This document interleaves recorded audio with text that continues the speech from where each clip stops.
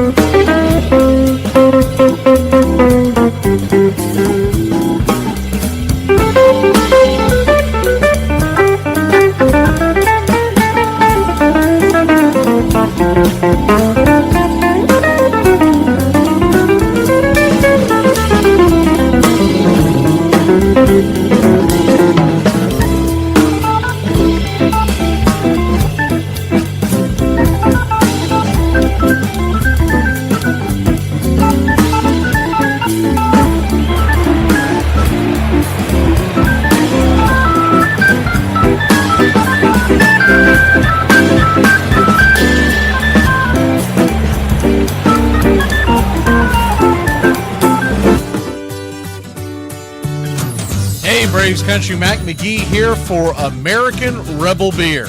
America's patriotic light lager, all natural ingredients. Stand tall, be proud. The perfect beer to celebrate life, liberty, and your pursuit of the American dream. America's patriotic light lager, offering a crisp, clean, bold taste. Perfect beer to celebrate life, liberty, and your pursuit of the American dream. Beer with only 110 calories that tastes like a full-flavored beer and celebrates like freedom.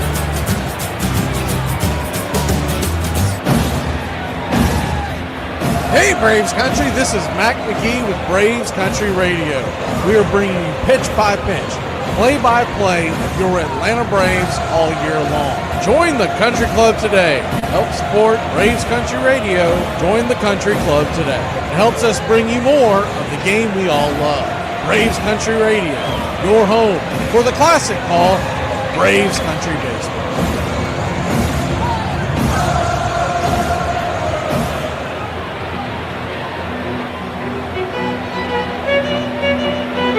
Hey Braves Country, Mac McGee here for American Rebel Beer.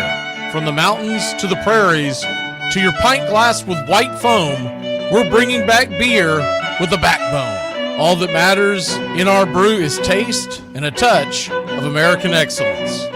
American Rebel Beer, born in the USA.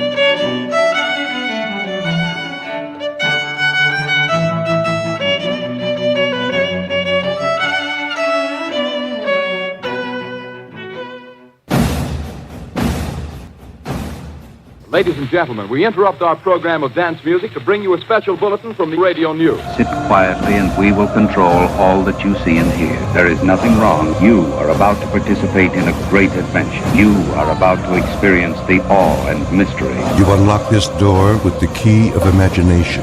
Beyond it is another dimension, a dimension of sound, a dimension of sight, a dimension of mind. You're moving into a land of both things and ideas. You've just crossed over into Adventures in Time and Space. We offer you Braves Country Radio, your home for the classic call of Braves Country Baseball. Hi, folks. Join us now for another Braves ball game. Yes, sir. This is the one we've been waiting for. This is it. This makes you feel like it's spring and baseball, no more measles, and free tickets to the circus. You're in Braves Country.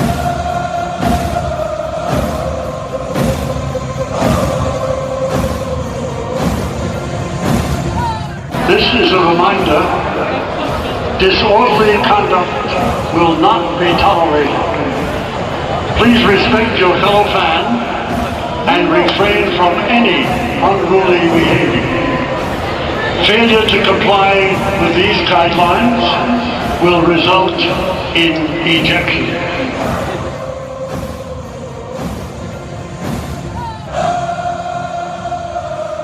Welcome in, y'all. First pitch on the way as we try to get this set up here. As they are, give us a second, we'll get it going. First pitch on the way to Tatis. Swung on and fouled back out of play. It's 0-1. Lefty-righty matchup. Kershaw delivers 88 miles an hour. Looked like it hit the zone, didn't get the call. 1-1. 1-1 count. Here we go. Now it's coming in. Kicks and fires. 87 down and in. Ball 2, 2-1. So a 2-1 count. Second game of the doubleheader. Please smash that like and subscribe if you haven't already. The 2-1 pops it up. Shallow center field. Andy Pius is on to make the catch, and it's out number one, and we're underway and getting going here. Yes, sir. It is baseball time in California country.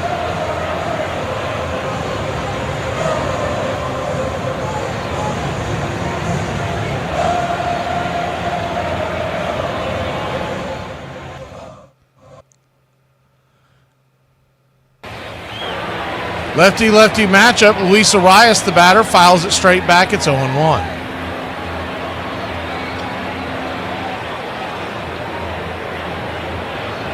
The 0-1. Arias batting .289 on the year. Kershaw brings it. Slaps a bunt down the third base line, but plenty foul towards the dugout. It's 0-2.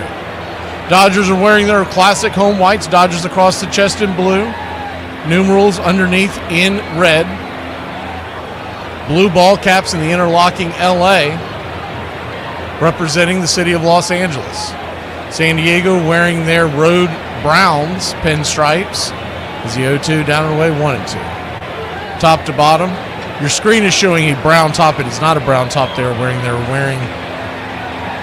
a dark brown top. It's a light brown pants and the pinstripes. The 1-2 swing and a miss, strike three. Got him with the nasty bender in the dirt, 2 down.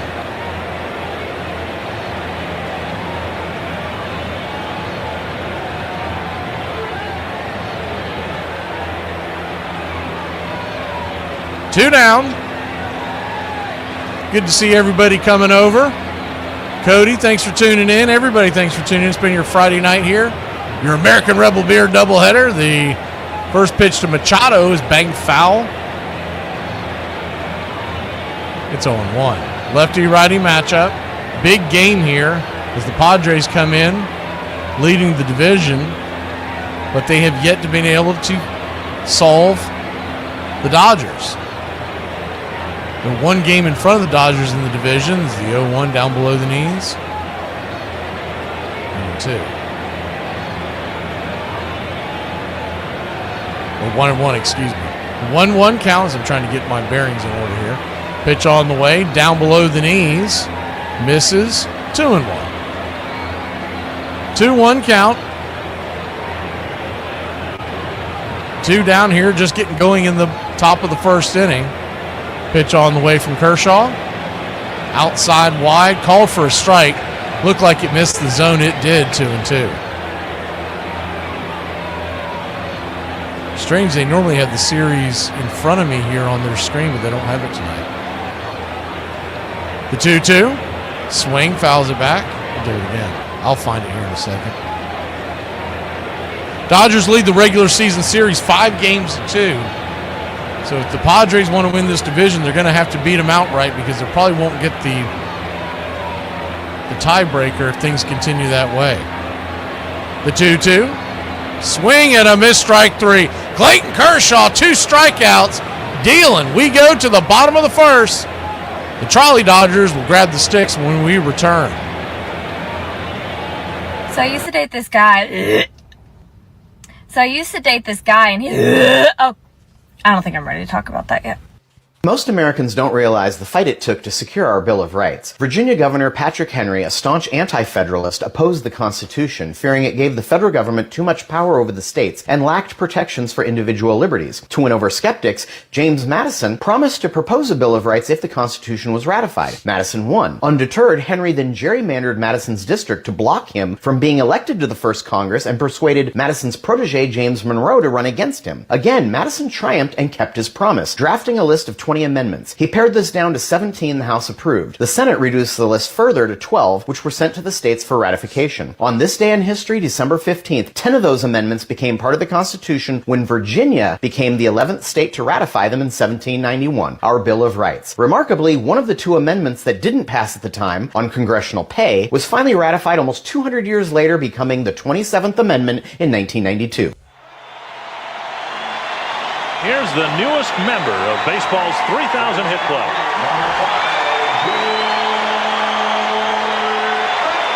Returning home to Kansas City after his 3,000th hit, late in the 1992 season, life for George Brett couldn't have seemed better. But questions lingered about what was next, inside Brett's head, and evidently in the mind of Royals owner Ewing Kauffman. The year I got 3,000 hits, he says, well, are you going to play next year or not? I had 1 year left on my contract. And I said, I don't know, I'm going to call some people. I just got 3,000 hits. Do I really want to play anymore or what? Then that's when I say, well, if you were me, Mr. Kauffman, what would you do? And he looked at me and he said, if I was you, I would retire and let a younger, more deserving player play. Braves Country Radio, your home for the classic call of Braves Country Baseball. Welcome back.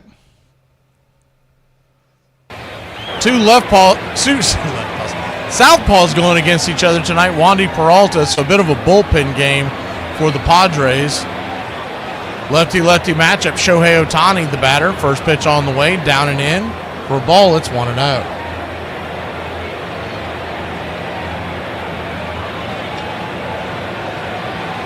The 1-0. Right there, 97 at the knees. 1-1. 1-1 count. Nothing your score. Bottom of the first, the 1-1 to Ohtani. Right there, slider at the knees. It's 1-2. He'll take his time out and step out of the box for a second.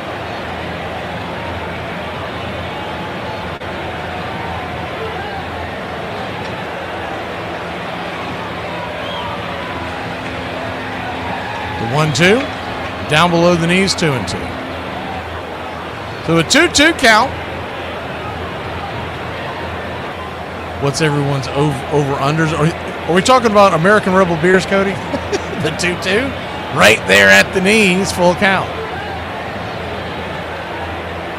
Just getting pinched a little bit. That pitch definitely looked like a strike. The payoff pitch to Ohtani. Swing, bangs it down the right field line. First base dugout. We'll do it again.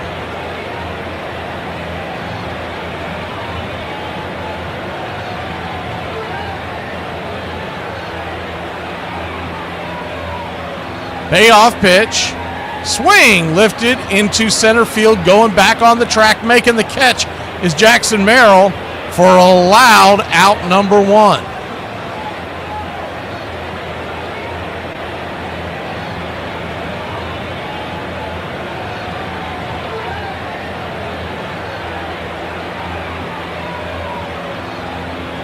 One up, one down, and that'll bring Mookie Betts to the plate.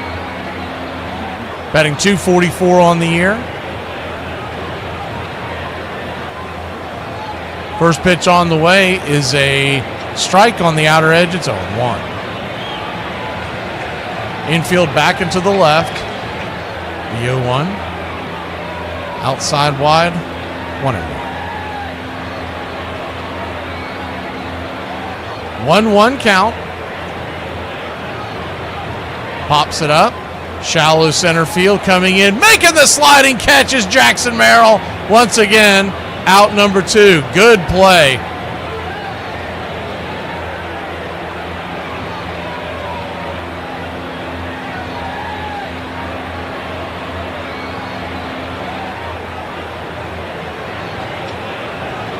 Good sliding catch.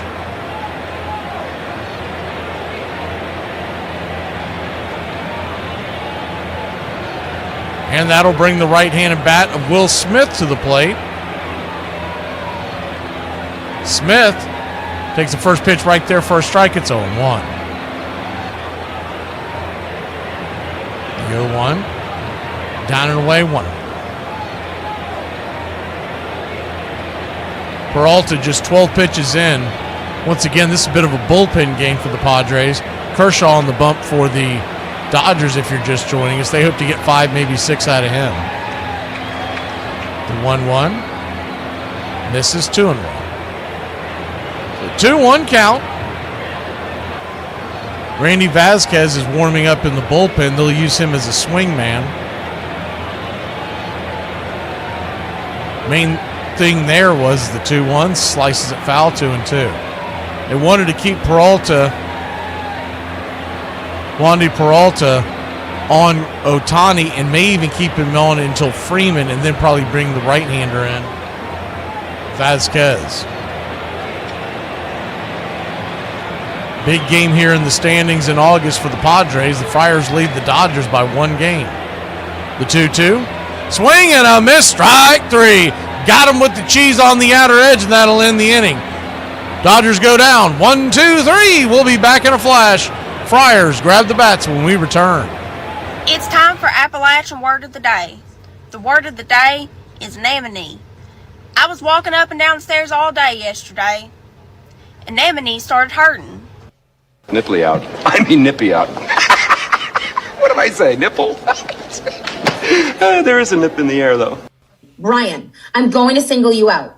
You are only supposed to be taking 1 to 2 snacks per day. Okay, the snacks in the office are free though. So what's Technically, they are free, but you're not supposed to be taking 20 bags of Doritos at a time. Okay, that wasn't me. I didn't take. Actually, it was. Head of security, could you please roll the tapes?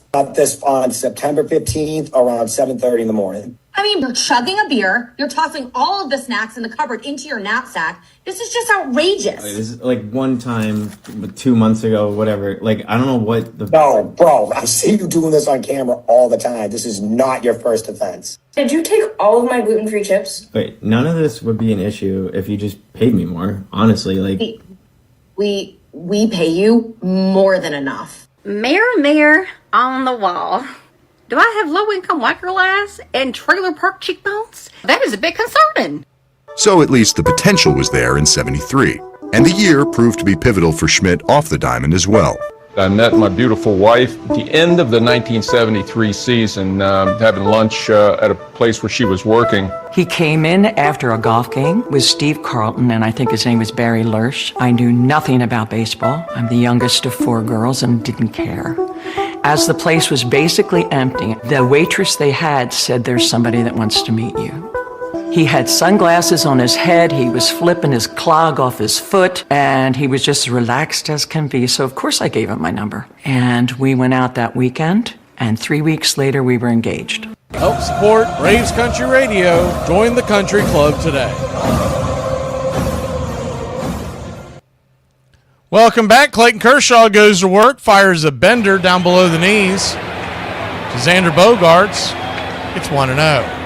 Bogaerts batting .268 on the year, 10 home runs, 43 RBI, a .736 OPS, the 1-0.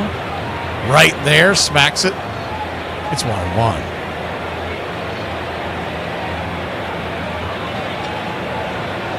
One count. Swing, rips it down the third base line, backhanded by Freeland. He'll fire it to first, and it's a 5-3 put out. One away. Freeland to Freeman. Get used to that. We saw him in the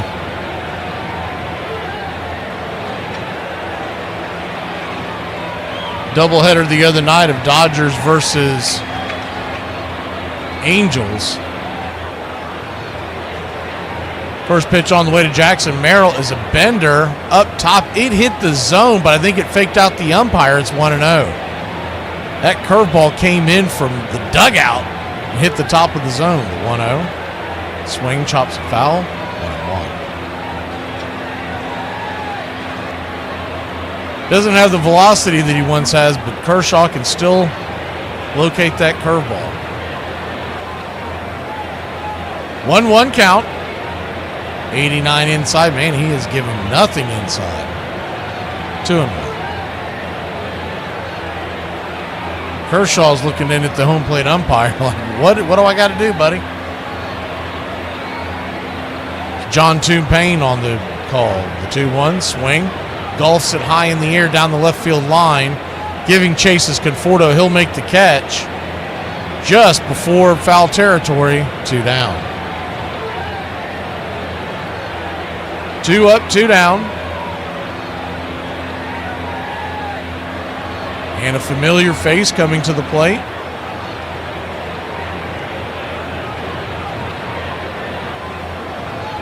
As Ramon Laureano steps in, the ex-Atlanta Brave. First pitch.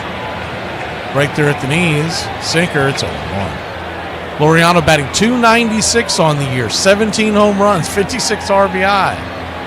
And we DFA'd him. The 0-1 swing, belts it down the left field line. Going back on the track, just foul. He just missed. Are they calling that a home run? Thought it bent away. I guess that is a home run. My mistake. The angle we had made it look like it missed the left field foul pole by a few feet, but they're going to give it to him. I have to see that again. That was... Oh, it bent behind it. It hit the foul pole. That's what happened. It didn't show it in the actual video as they followed it. it popped the very left of the foul pole, and it's a 1-run lead for the Padres. So once again, he keeps raking his 18th home run of the year. Now batting .298. 1-0, misses high, 2-0. It hit the pole at the very top, we'll say 3/4 of the way up, and the way that the camera followed it, you didn't see that part. All you saw was the bottom of it and it going foul, so I thought he had hooked it. 2-1 count to Iglesias. He was a New York Met last year. He was the OMG guy. As the pitch on the way is outside wide, 3-1.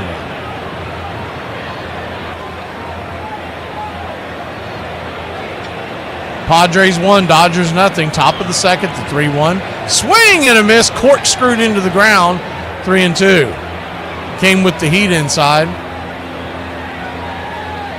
Looked like his slider. And it's fitting because Iglesias slid to the ground. The payoff pitch, Kershaw looks in, rocks and fires, swing, chops and foul down the third baseline. We'll do it again. Ramon Laureano, it is unbelievable what he has been doing the past couple of months. He was already having a pretty good year, but he has been on fire since he's gotten to San Diego. The payoff pitch just misses outside, ball 4, and the Padres have 1 on, 2 out.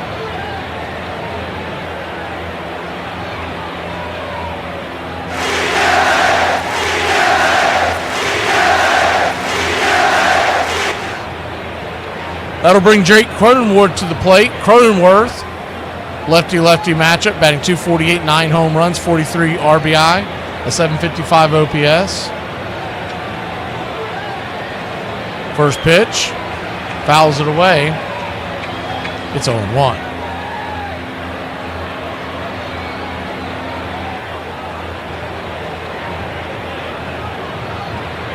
Cronenworth, an 18-game hitting streak where he's batting .300. 368 with runners in scoring position. The 0-1 chops it over to second. That'll be an easy 4-3 put out.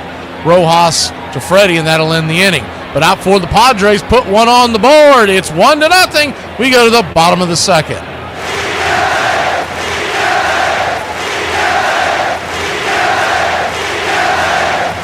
What are you doing? Excuse me? Are you really drinking a beer before work? You damn right I'm having a beer. What? Have you been to that job? No. Have you dealt with them idiots all day? No. Let me do me. Thank you. There have been some really bad teams throughout baseball history, but the 1995 Yonkers Hoot Owls might be the worst. Their home games were played at Fleming Field. The infield was all dirt with lights so low that most fielders couldn't see a pop-up. Instead of dugouts, they had cage-link fences which provided no shade, making hot summer games almost unbearable. With no scoreboard, a dry erase board was hung on the outfield fence and operated by an intern. For batting practice, they stacked a garbage can on top of 2 others instead of an L screen. In order to get from one game to another, they used an unstable school bus with no air conditioning. Their roster was mostly comprised of local players. Every homestand, they would send out a new right fielder. After their first 28 games, they were 6-22. By the end of the season, they were 14-54. There were few wins that season, and even less people in the stands to witness any of them. In their last game of the season, they went out on a high, beating the Nighthawks 11-7, despite giving up 4 runs in the bottom of the ninth. When you combine this not-so-good team with its even worse field, you have the combination worthy of one of baseball's worst teams. You would think that I had 1 year left on my contract. Can you just get 3,000 hits? And now the guy wants you to retire? Now, they had a love-hate relationship, but how dare he say that to him? I think Mr. Kaufman was great to George, but that night, for whatever reason, he said that to George. I said, you know what? I'm playing just to piss him off. He might have been turning 40, but George Brett with a chip on his shoulder was still George Brett. George Brett continues to tear apart American League pitching. Why are you getting so whipped up about something as unimportant as hair? It's more important than you might think. You let him get away with that haircut? Next thing, he wants his earrings. Earrings turn to tattoos. cartoons turn to crime. Crime turns to jail, and another bad haircut. First pitch on the way to Freddie Freeman, lefty-lefty. Peralta fires it in. First strike, it's 0-1. Have a couple of right-handers due up after this, so we'll see if they keep Peralta in there if they go to the right-hander out of the pen. Vasquez was warm in the last inning. The 0-1. Swing and a miss. 0-2. 0-2 count. Oh, I didn't know he had a stage name, Iron. I just remember the baseball part of it. The 0-2 in the dirt, 1-2. What'd you say his stage name is? I figured it had something to do with that, but I didn't exactly know what you were talking about.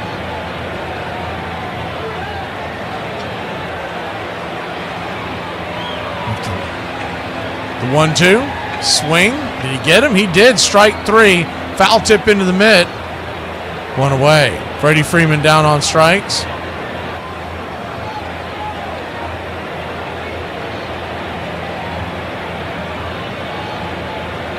Well, I can't find it, so there's been so many comments, but I knew you said something about somebody's name. That will be it. That's what I thought. Peralta will head to the showers, and Vasquez will come on to face the right-handers. We'll be back in a flash. Padres and Dodgers on a Friday night double dip here in Braves country.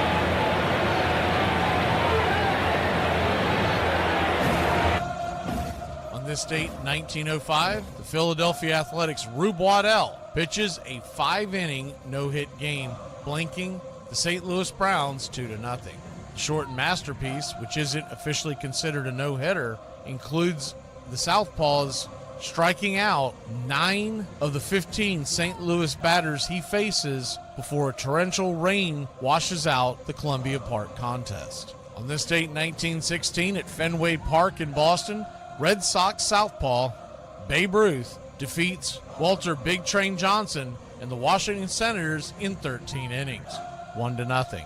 After holding Boston to just 4 hits over the first 12 frames, Washington's right-hander yields 3 more hits in the 13th, allowing Jack Barry to score the winning run. And on this date in 1926, when Babe Herman doubles with the bags full, 3 Dodgers wind up on third. The runner at second base rounds third but decides to retreat to the bag when the runner from first reaches the same base. And a few seconds later, Herman slides into his teammates, all at the Keystone Corner. Cue the music for the Keystone Cops. And that's your Braves Country Radio on this date in baseball history. Find us on YouTube and Facebook today.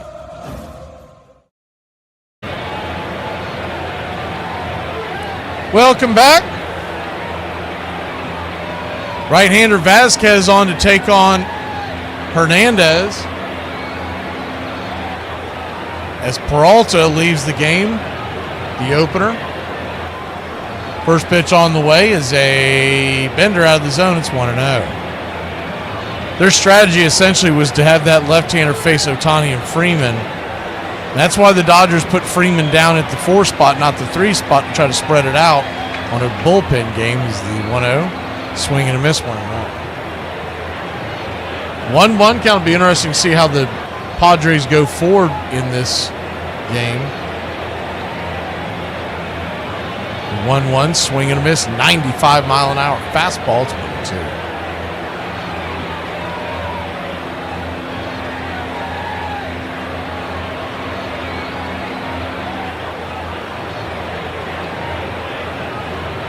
San Diego leads it 1-0.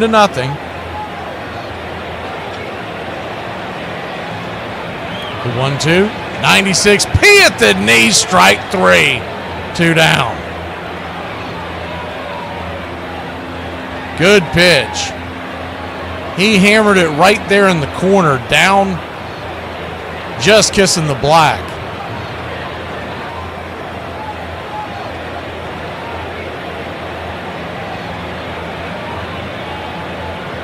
Two up, 2 down. Andy Paez, the batter, first pitch on the way, 96 on the outer edge. It's 0-1.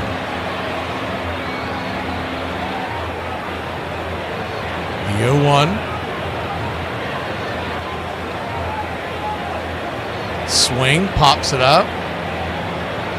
Giving chase over. Oh! Comes out of the glove. Giving chase over there was Furman, the catcher. He slams into the padding over there. See if he's okay. Arias is checking on him. Now the coaching staff is looking at him. I don't think he knew he was there.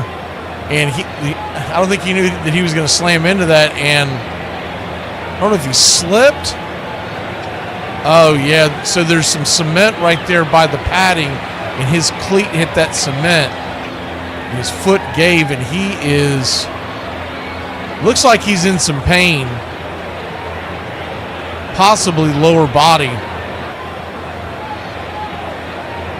San Diego trainers over there checking on him. There's a camera right there, so you're actually seeing it up close and personal. He's on his feet to see if he can stay in the game. He's stretching his knees out a little bit. Remember, Furman was the guy that they traded for at the deadline coming over from Kansas City. Ball popped out of his glove as he was slamming into the... Man. He's over there on the Padres side, too. I mean, happened so fast, but you'd like somebody to give him the heads up over there.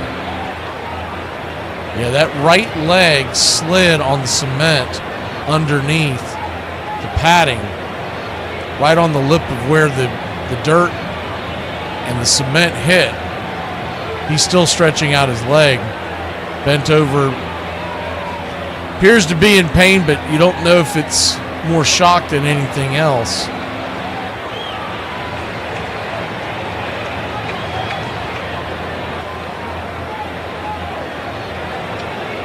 If he hyperextended that knee, I don't know if they'll let him continue.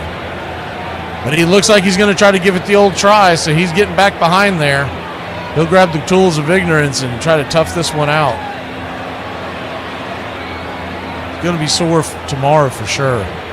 Nothing else, I'd say he's probably going to get the day off tomorrow. Looked like he had hyperextended his leg as he slid under the right leg when he slid under. That's the knee that he kept bending at. I don't believe it was the wind knocked out. It looked like he was testing out his knee. But he appears to be okay, and he's a lot younger than most of us. And we know a hell of a lot more athletic, so he'll give it a go. The 0-2 slaps it down the right field line. Foul. We'll do it again. So an 0-2 count.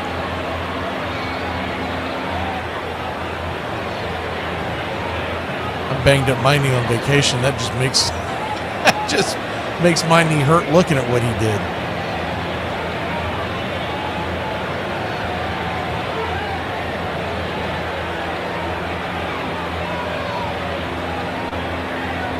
The 0-2 from Vasquez. He looks in.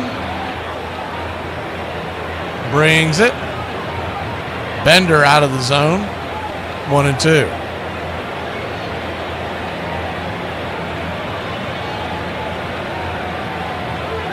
One-two count. Pitch on the way. Swing and a miss. Strike three. Got him. That'll end the inning. Came in and faced two guys. Got two guys. Freddie Furman is actually due up to start off the inning, so we'll know quickly if he's going to come back. Does someone want to tell me how the I'm supposed to buy a gift for a minimalist? What do I do? Take something away from them? I just like to get on here and publicly apologize to my wife for marrying a second wife in her dreams. It really hurt her feelings, and I just can't believe that I would do such a thing in her dreams. I'm really sorry, my love.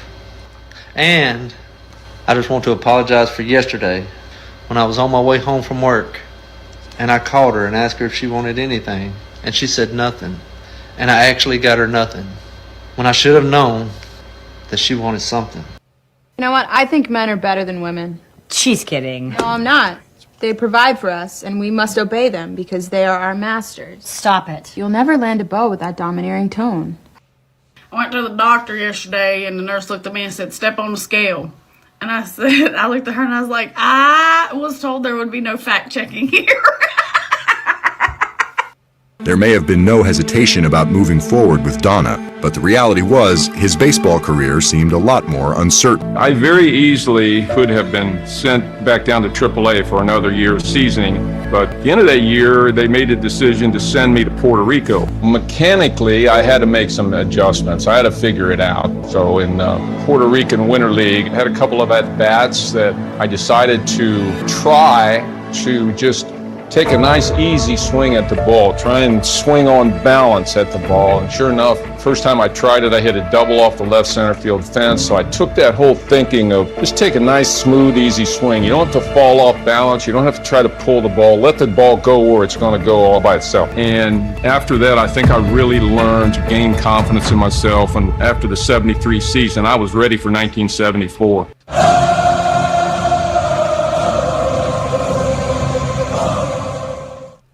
Welcome back.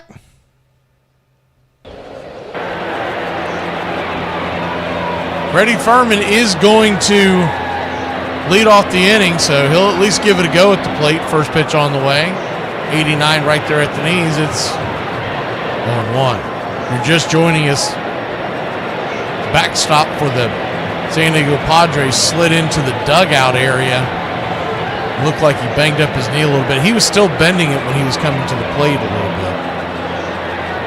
1-1 count from Kershaw. He's at 34 pitches and just given up the one run. It was a solo shot that hit the foul pole from Laureano. 1-1 outside wide ball 2-1. These two teams, just feels like these two are going to be locked up all back half of the year. The 2-1 slaps it over to third. Freeland to Freeman. Gets Furman. Say that 3 times fast. 5-3. One away. When I saw the lineup, I was like, that's going to be my biggest issue. If I go all Harry Carey and get too many American Rebels in here on the late hours.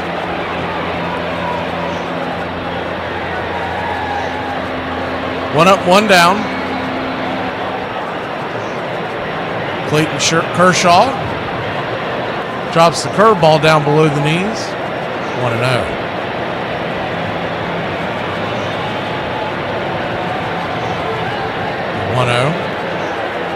Swing.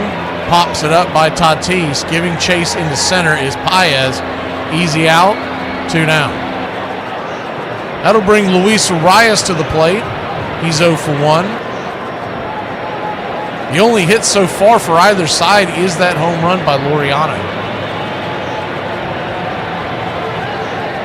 For you Atlanta football fans, the Falcons lost their preseason game 23-20 to the Tennessee Titans. First pitch on the way is a bender down and away. It's 1-0. I saw it in the back. I wasn't really paying attention, but they went for it on 4th and 18 when they probably could have kicked a field goal. I was like, good for them, not trying to go to extras on or play for a tie, I guess, on the preseason, because I don't think they go to the preseason anymore. The 1-0 misses outside wide, 2-0. 2-0 count. Lefty. Kershaw swing. That ball's hammered over to first. Freddie Freeman, what a great play. Backhands it, dishes it over to Kershaw, and that'll end the inning. 3-1 in your scorecard. Conforto leads us off when we return.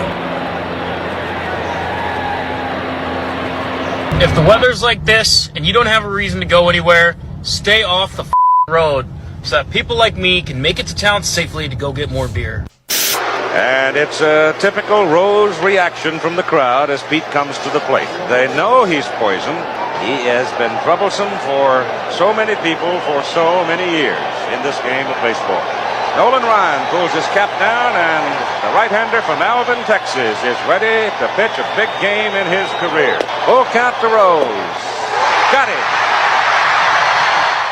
I don't know why I'm still alive. Everybody passed away, and I'm still around. They're decaying, and I'm slaying. I win. I'm the best. But as his 21st big league season went on, As much as the numbers were still there, he could feel the desire start to wane.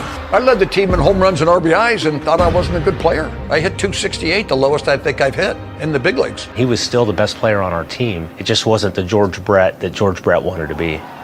It was hard to go to the ballpark. And that's when I knew it was time to retire. I just knew. I said, I don't get goosebumps anymore when I do something good. I don't get mad if the team loses and I do something bad. I'm just like a guy that's collecting a paycheck. And I always believe that the game deserves more than that from its players. In order for George to be George Brett, he had to be the first one there. He had to take batting practice until his hands bled. That's what made him George Brett. And there comes a moment when you're like, I don't want to be that person anymore. Like, this is it. I've done it. I've had my career. I've had my success. And now it's time for whatever comes next.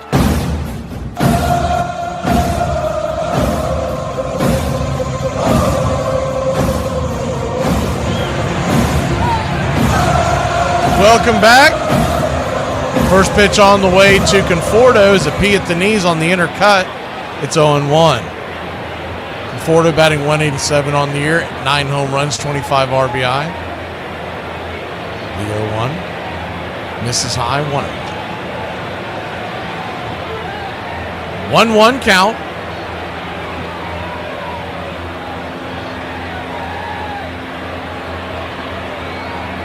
Outside wide, 2-1.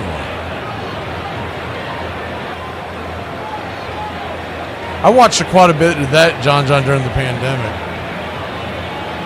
I never did finish more than I think 3 or 4 seasons, but it's funny. The 2-1, hammers it down the line, just foul. This time the camera follows it, so I wasn't guessing.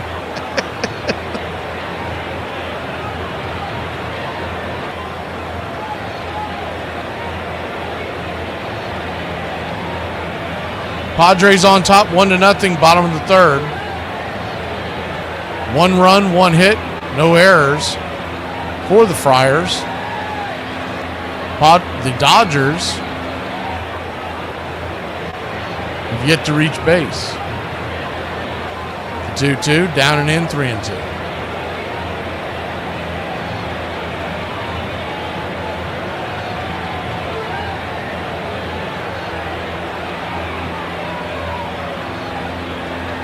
Payoff pitch, swing, hammers it through the hole, and that'll be the first base hit for the Dodgers.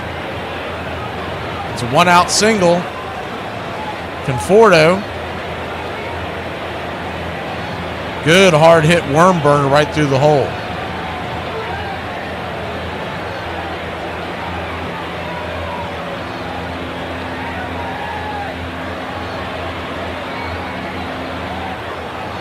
Yeah, I know it held up. I lost interest in what happened. Sports came back, and I said, all right, then. First pitch on the way is down and in for a ball. It's 1-0. Every time I think of it, I'll actually go check it out. But I usually like to stream one show at a time, and I'll probably get back into it eventually. But it was really easy to lose track once we all went back. Is the 1-0 swing, fouls it away, 1-1. But you got to understand, at the time that was going on, we were doing a sports talk show on CBS Sports Radio. Several different local markets were picking us up. 3 hours a day, Monday through Friday. And as the 1-1 down and in misses 2-1. So we were coming on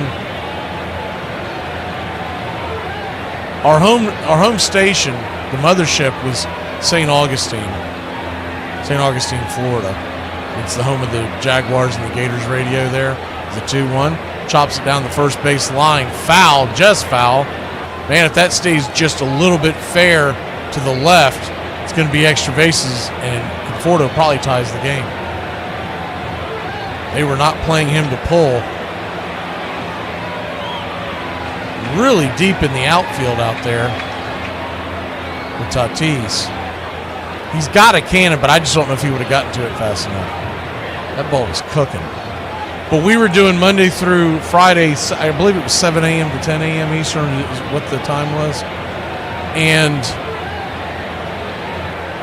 the 2-2. Swing smacks that through the whole same spot. And the Padres are in a little bit of trouble here as the Dodgers put runners on first and second. There's only one out. We were doing that show, and 5 days a week of doing sports talk when there's no sports. That is rough. Let me tell you. You run out of stuff quickly to talk about. Runners on first and second. I mean, we were doing deep dives on old games and breaking them down where teams went wrong. That's how bad it got. First pitch on the way is a sinker below the knees. It's 0-1. 1-0, excuse me. We weren't on YouTube back then and all that kind of stuff. I kind of wish we were, because I wish we would have had all that stuff recorded. We were just doing it live on air, and it would have been nice to have some of that stuff because of the 1-0. Shows bunt, pops it up, diving attempt by Machado. He'll fumble it. It goes foul, into foul territory. Furman grabs the ball, fires it down to second, and when it's all said and done and all the dust clears, they've got the bases loaded. Wow. Machado was trying to pull off a possible double play. It hit the heel of his glove. He overshot it with his leap. And it kicked into foul territory, but when he made contact with it, it was fair. So bases loaded, nobody out. And Shohei Ohtani, the batter, and you got the right-hander up there. This escalated quickly. First pitch on the way is high and out of the zone. It's 1-0.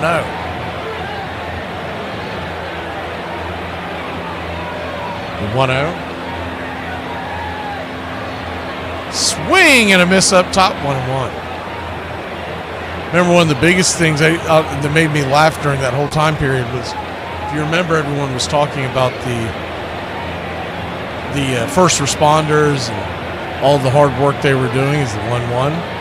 This is outside wide 2-1. And one of our loyal listeners at the time tweeted out, he said, if you think first responders had it bad, he goes, try doing 4 months of sports talk when there's no sports going on. He goes, they're the real heroes. And he had shared our show, the 2-1, swing and a miss, 2-2. And I saw that and I got to laughing so damn hard. I was like, man, I wouldn't say we were heroes, but God dog it, that was rough. 2-2 count, because the first week or so you're complaining about sports being shut down and when is it going to come back. After that, you run out of that. The 2-2 slaps it over to second. It's going to be a 4-6-3. They won't get the double play. They'll get the lead or the runner heading to second for the force out, one down. Runners on the corners now with one out, and Shohei Ohtani will get the fielder's choice RBI. Coming home to score was Conforto. Deep in the hole at second base, just no chance you're going to turn that with Ohtani.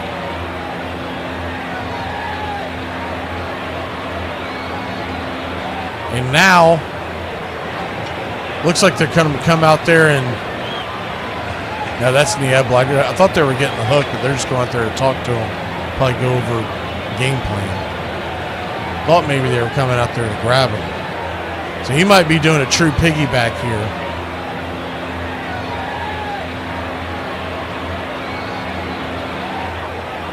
Yeah, I remember us doing those those shows, and and I'm sending out the show sheet every day. I'm like, what the hell are we going to talk about today?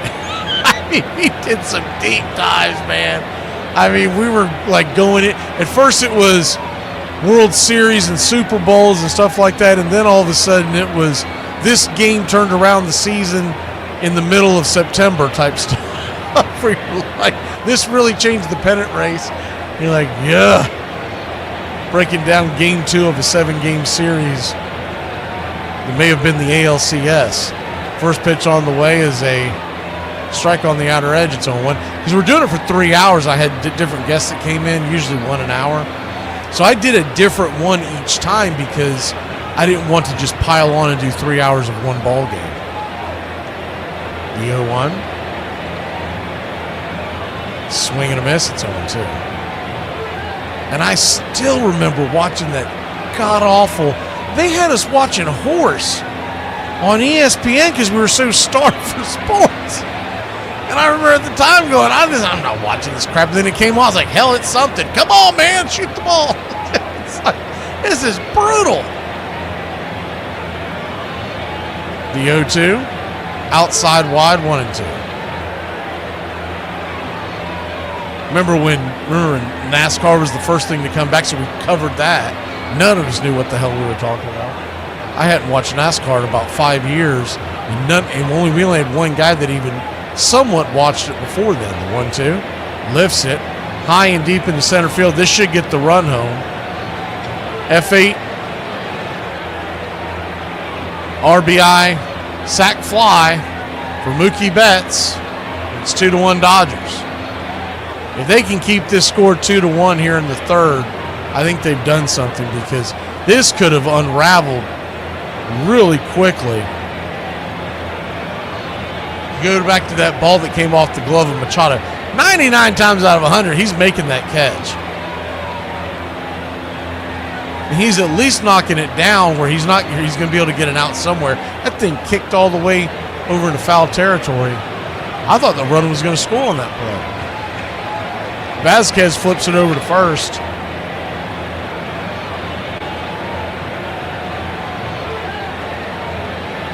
Ohtani may be on the move.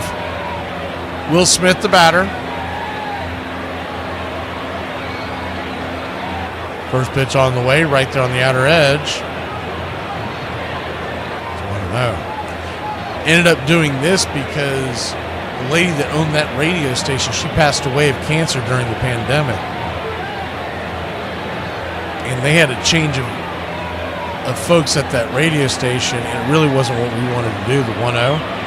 Here comes the throw. Shohei Ohtani's going to get gunned down by Freddie Furman. How about that? Dodgers lead it 2-1, but a good way to get out of the jam. We'll be back in a flash here on BCR. My wife was like, you never listen to anything I say. Well, yeah, because why would I listen to someone who chose an autistic man-child as their husband? Goofy ass.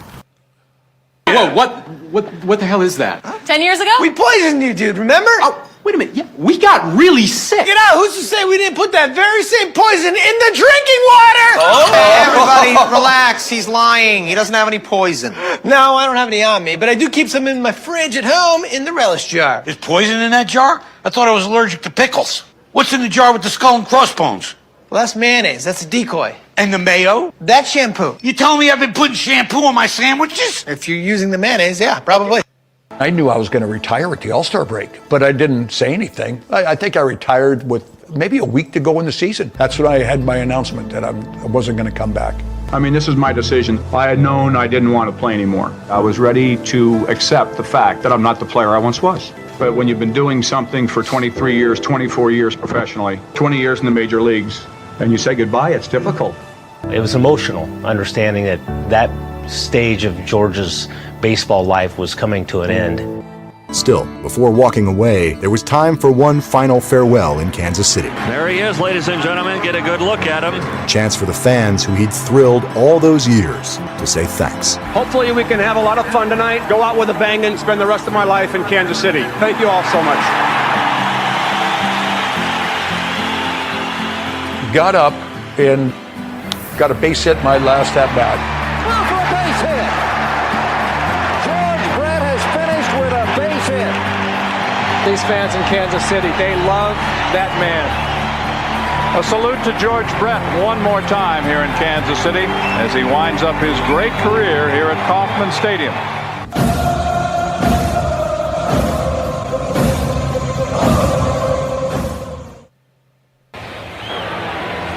Welcome back.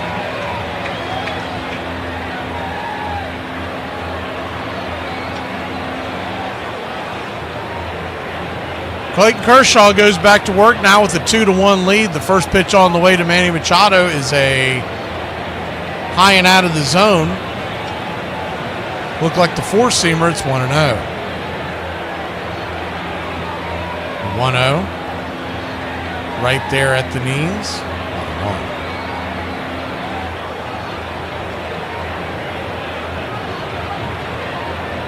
1-1 count.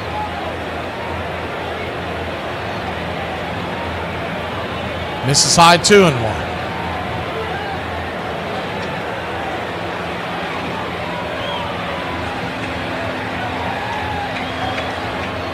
The 2-1. Swing pops it up. High into right field. Looks like Hernandez has it. He does. One down.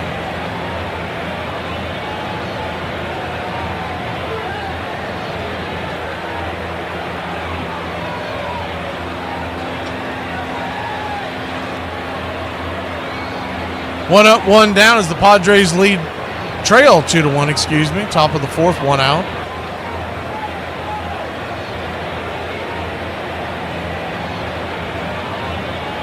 Two one misses high. 2-1, the ball misses high. It's 1-0. 1-0.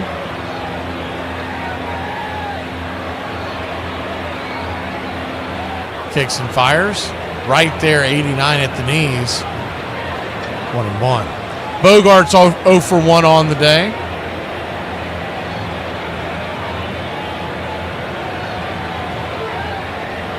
Pitch on the way. Swung on, roasted down the third base line, but foul.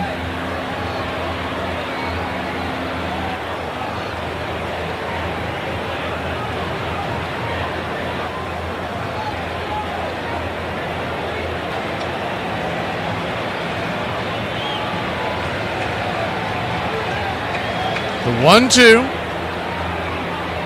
Swing, bangs it down the third base line. We'll do it again.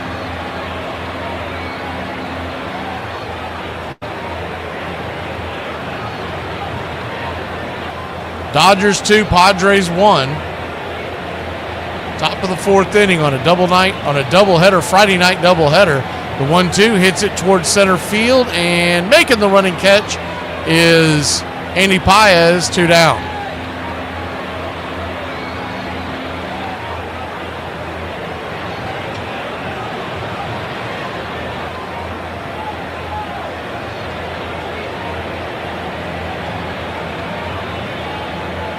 Two down, and Jackson Merrill, the batter. Lefty, first pitch on the way, 85 up top. It's 1-0.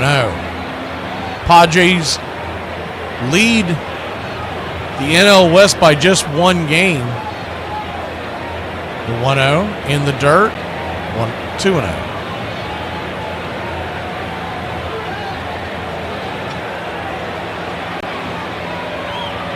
Counting this game, 41 games left on the schedule for the Padres. Same for the Dodgers. The 2-0.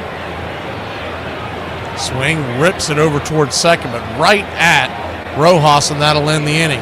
They go down in order. We'll be back in a flash. Dodgers will have Smith, Freeman, and Teoscar Hernandez when we return. Sometimes when I find myself in certain situations, I have to say to myself, Linda, don't be crazy. But my name's not Linda, so I'm gonna get on that crazy train today. Choo-choo. What the? Where the hell's the bucket? What? I didn't go to KFC. I went to that new place, the Fresh and Healthy Chicken Cafe. The Fresh and Healthy Chicken Cafe? Yeah. What's wrong with that? A fresh, B healthy, C cafe. Here, let me give you some money for the food. No. Don't you pay her for this. Don't you reward her. Like the first time I saw Shaq in person, I says, man, number one, damn, he ugly. But then I said, to see a dude that big, I'm ugly, that strong. I didn't watch the whole game Thursday night because I was removing a fork from my eyeball. That was the worst football I have ever seen. I mean, I'm sitting there watching this 12-6 thriller. They should cancel Thursday night football. The players aren't ready to play. There's no preparation. There's a lot at stake, and what you see is sloppy football. We've been saying it for years. Spring training is a time of new beginnings, and that's just what Mike Schmidt needed after spending much of '73 in Danny Ozark's doghouse. Well, Danny and I didn't see eye to eye much, and he used to call me Dutch, which, as I understand, meant like dumb Dutchman. Of course, I didn't like that. So you're going to hit the way I want you to hit, or you can take off. I says, your damn 198 average didn't impress me or anybody else, and your 245 average over there didn't impress me. I'm in the batting cage one day, and I'm just taking a couple of swings, and Danny was standing behind the batting cage, and he said, Dutch, if you don't lay that bat flatter, in other words, lay it flatter like this, as opposed to how I naturally swing the bat, I'm going to send you out of here. I said, well, Danny, you can send me to AAA anytime you want, but I'm not laying my bat flat.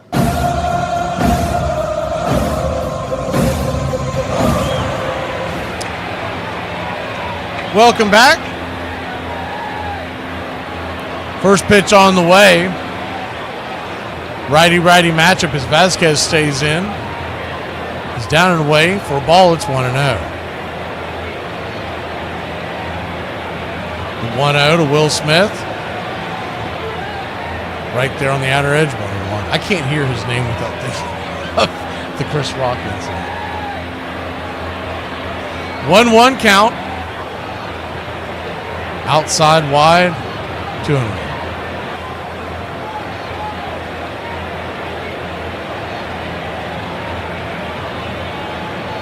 The 2-1.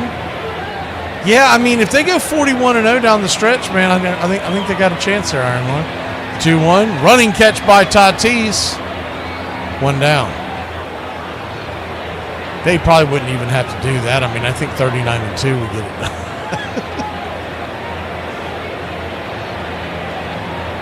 So you're telling me there's a chance? Yeah! Freddie Freeman will stand at the plate. Freddie Furman behind the dish. First pitch on the way. He's outside wide for a ball. It's 1-0. Freeland would be due up 6th in this inning. 1-0, outside wide, 2-0. At least they don't have them batting back-to-back in the order. The 2-0 count, 95, misses 3-0. It's pretty obvious Vasquez wants no part of this. I don't know why they just don't walk him. All you're doing is playing with fire. The 3-0, ball 4. So he'll head on down to first. I mean, if you're going to throw 4 fastballs out wide like that, you might as well just go ahead and save your pitch count and send them down to first. Especially once you got to that 2-0, man. Like, what's the point?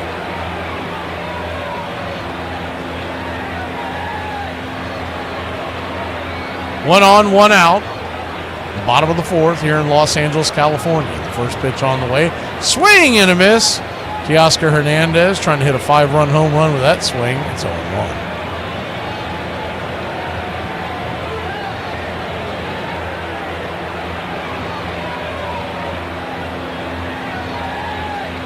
The 0-1. Bangs it over to third. 5, 4, 3. Rally killing. Inning ending. Double play. We'll be back in a flash. Friars will grab the sticks when we return. We haven't collaborated on anything together since we wrote the spring musicale in prep school. Did get us out of gym class.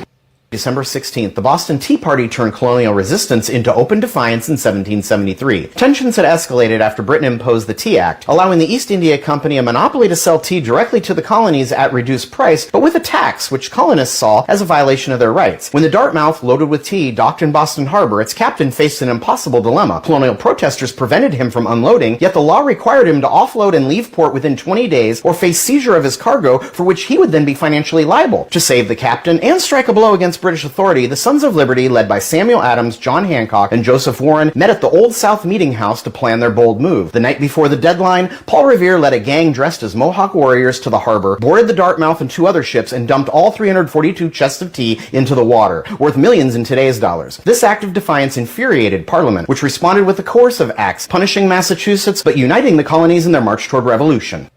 Good friend of mine, Hank Bauer. I remember him saying all the time, talking about players that couldn't play in his ear. He should kiss home plate every time he gets to the ballpark. As soon as I saw him, I said, I gotta go kiss home plate. And I did. Then my career was over. Pretty cool. 2 decades with one franchise. Too many hard-to-believe moments to count. In 1999, for George Brett, the sense was that all of it would add up to baseball immortality in Cooperstown.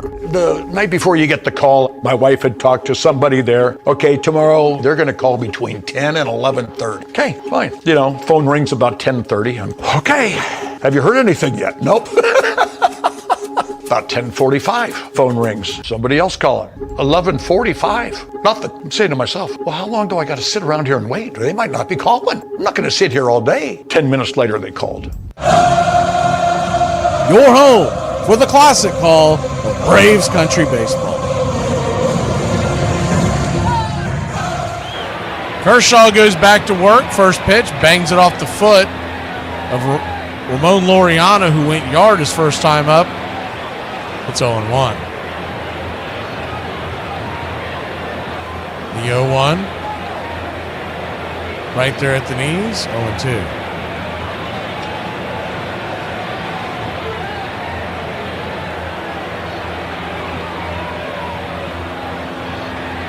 Oh, 2 count.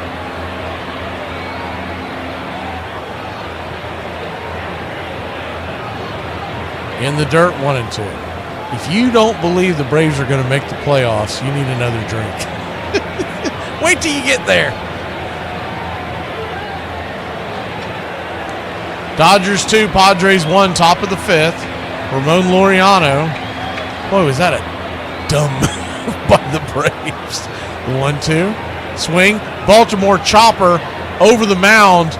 Good play by Clayton Kershaw. He turns, spins, fires. A perfect bullet to first, 1 away. The old gray mare still got it every once in a while.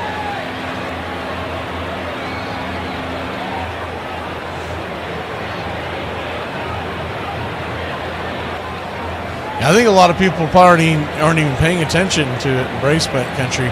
That win tonight, 7 out of the last 9. First pitch on the way is call that a ball at the top of the zone to Iglesias. It's 1-0. Looked like it hit the top. It did. 1-0. Right there for a strike.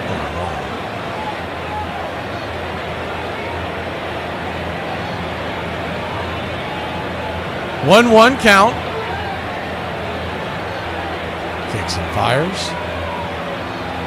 Misses high. Ball 2-1. Both of those pitches up top hit the top of the zone, but he's not giving it to him tonight.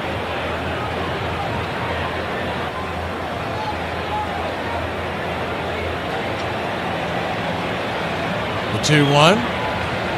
Right there at the knees. 2-2. 7:10 tomorrow night. Braves and Guardians. We'll have it right here, and then it's a 1:40 first pitch on Sunday. The 2-2.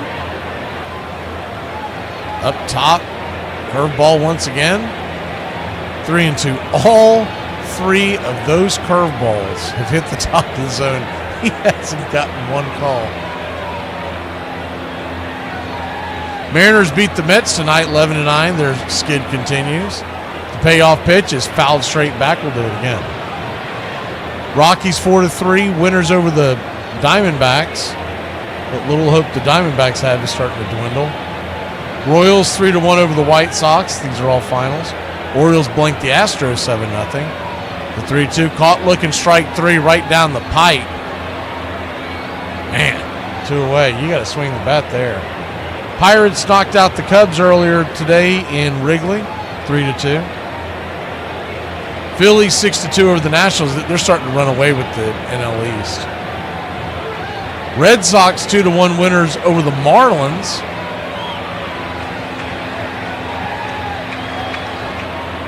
Brewers continued their winning streak, 10-8 over the Reds, 13 in a row now. As the first pitch to Cronenworth is there for a ball, it's 1-0. Rangers lose to the Blue Jays 6-5 as they're trying to chase down the wild card. 1-0. Down and away, 2-0. Cardinals, Yankees. It looks like the Yankees are going to hold on and win that one 4-3. The 2-0 swing. Bangs it over to first. Freddie's got it, scoops it, flips it. Kershaw touches the bag, and that'll end the inning. Well, they go down in order, 3 up, 3 down. We'll go to the bottom of the 5th. Andy Paez leads it off here on the BCR Friday night double feature. Ruby, what do you want? Hamburger? French fries? Fart. Ruby! I'm sorry, is there something that I can do for you people? Yeah, we came to tell you we're reigniting the rivalry, worm. Rush back up! You know what? I am not your rival, okay? I never was. Looks like someone's scared, guys. Now you're just being childish. Oh, yeah? Give me a phrase that somebody born after the year 2000 wouldn't understand. You know, if you dial *67, they can't track your number? No, ma'am. Please. Be kind. Rewind. This is a boy. This is a girl. What time is the movie? I don't know. Let's call and ask.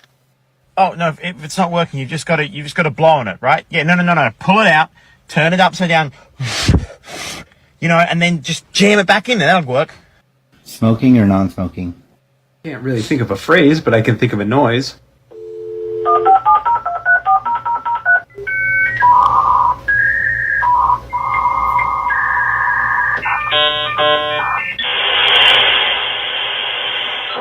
And then, they told me, and it was pretty emotional at the house. I think we all thought it was probably going to happen, but until that phone rang, until he got the call, we didn't know for sure. And then it was just like a whirlwind. Police escort to the downtown airport, get on a private plane, fly to New York. How cool was that? It was amazing. It was really a great, fun summer, great memories. 1999 Hall of Fame inductee, George Brett. To have one of the biggest honors bestowed upon you, it's a pretty special weekend. It's a weekend I'll never forget. The great George Brett. It kind of reminds you of the 7th game of the World Series, I'm sweating you. You have all this anxiety and nervousness in your system and tension that you just can't wait to get it over with. Please like and subscribe today, youtube.com/@Braves Country.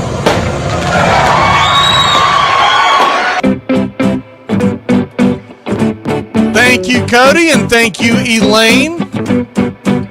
First pitch on the way from Vasquez is outside wide for a ball. It's 1-0.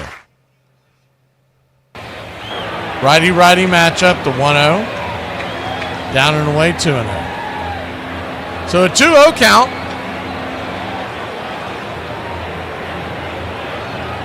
I was looking to see if we had one of those sound clips, but we don't have it marked that way, of Elaine from Seinfeld, the 2-0. Pops it up, high into center field.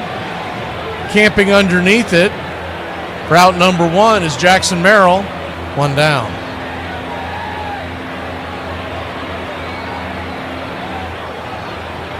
Funniest thing was seeing that the other day. When I don't even remember where I saw that, but there was a baseball game. I believe it was a minor league baseball game, and they were having an Elaine dance-off. There was 5 or 6 women out there doing her dance, if you remember that from Seinfeld. It was the first pitch on the way, is 95. Off the edge for a strike. Now he's going to call that a ball. It's 1-0.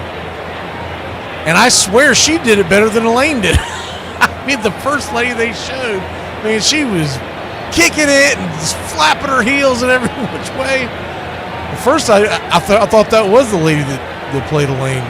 Is it Louis Dreyfus? Something Dreyfus. I feel like I'm forgetting a name. I feel like it's a 3-namer. The 1-1 misses outside wide, 2-0. You're welcome, Cody. Now cook those pork chops.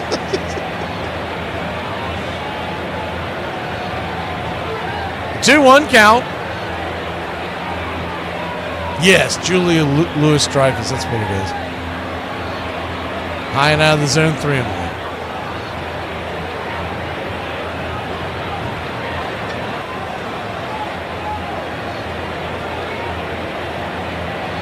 Three-1 count. Swing, fouls it away. Full count to Conforto. 1 for 1 on the day. Came around to score. Vasquez.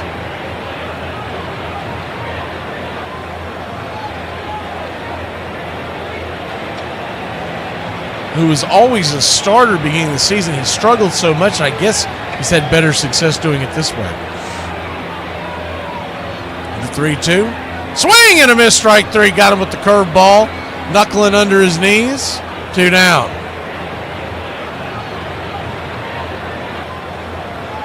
She really is an underrated actress. You think about some of the stuff that she was in, and no one really talks about it, but man, not only was she in Seinfeld, she was on SNL at one point. His first pitch is down and in for a ball. It's 1-0. And I didn't realize it for years, so I went back and watched it and paid attention to it, but she's the neighbor in the Christmas Vacation.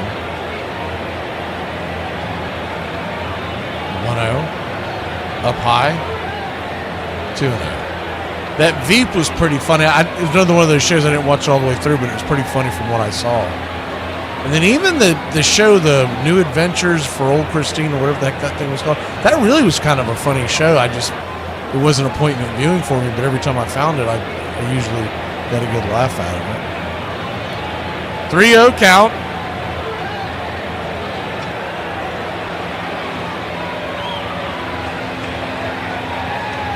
Brings it, swing, hammers it down the line.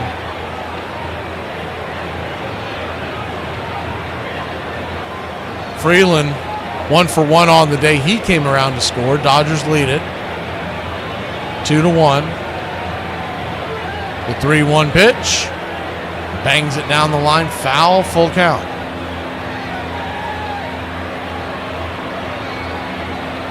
I mean, she made some money. I don't know if that call that a curse. She was on 3 shows that I know went to syndication. Probably why you don't see her anymore. She's like, I've got nothing left to prove.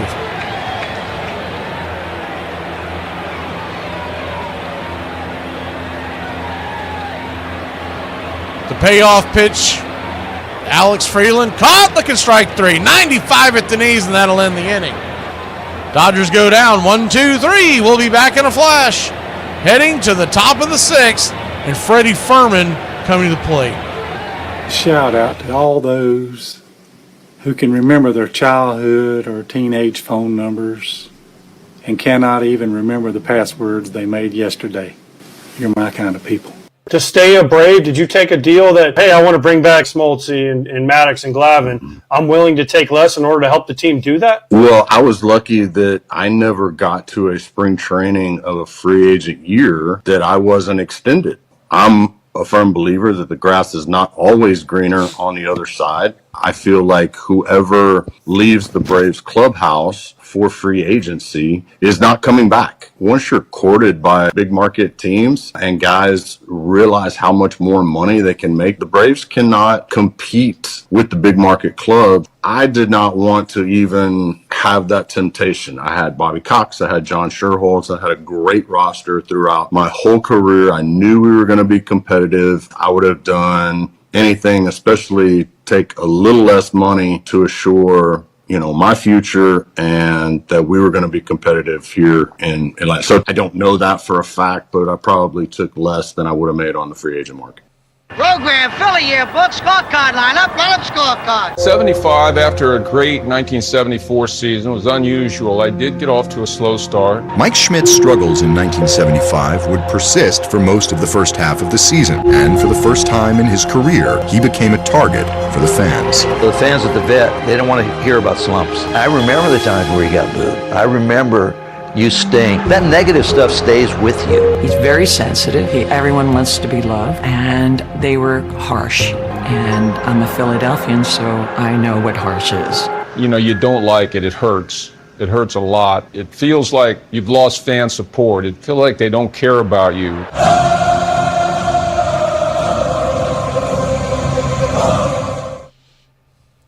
Welcome back. First pitch on the way from Kershaw to Furman. Right there for a strike, it's 0-1. I mean, there ought to be a law to have this many names in one game that are right at each other. The 0-1. Kasparius, the right-hander, is warming up in the pen. Okay. So, yeah, well, that is kind of ridiculous. 11:30 in the evening? The 1-1 in the dirt, 2-1. So a 2-1 count.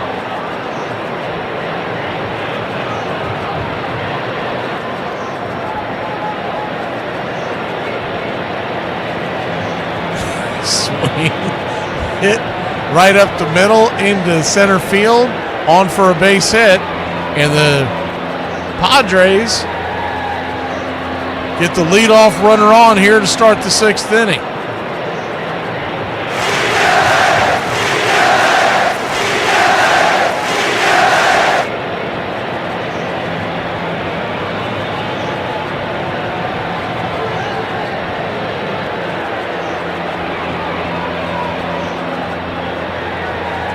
First pitch on the way to Tatis is swung on. That ball is sliced towards right. Making the running catch is Hernandez. F9, 1 away.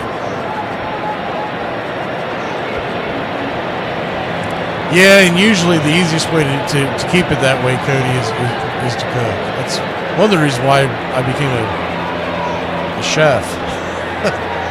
I found out real early when I got into culinary school, man, that was about the easiest opening line ever. Lefty-lefty matchup, Arias, the batter. First pitch, P at the knees.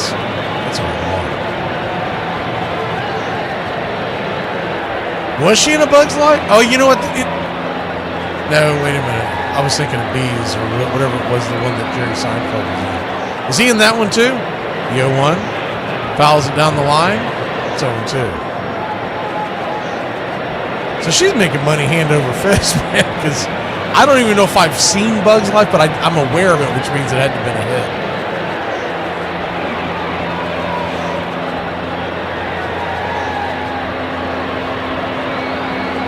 The 0-2 count. Kershaw fires it over to first to keep the runner close by. Clayton Kershaw, 5 innings, 5 1/3, 3 strikeouts, 2 hits, 1 run. Dodgers lead it 2-1. The 0-2. Nasty slider. Good take by Arias. 1-2.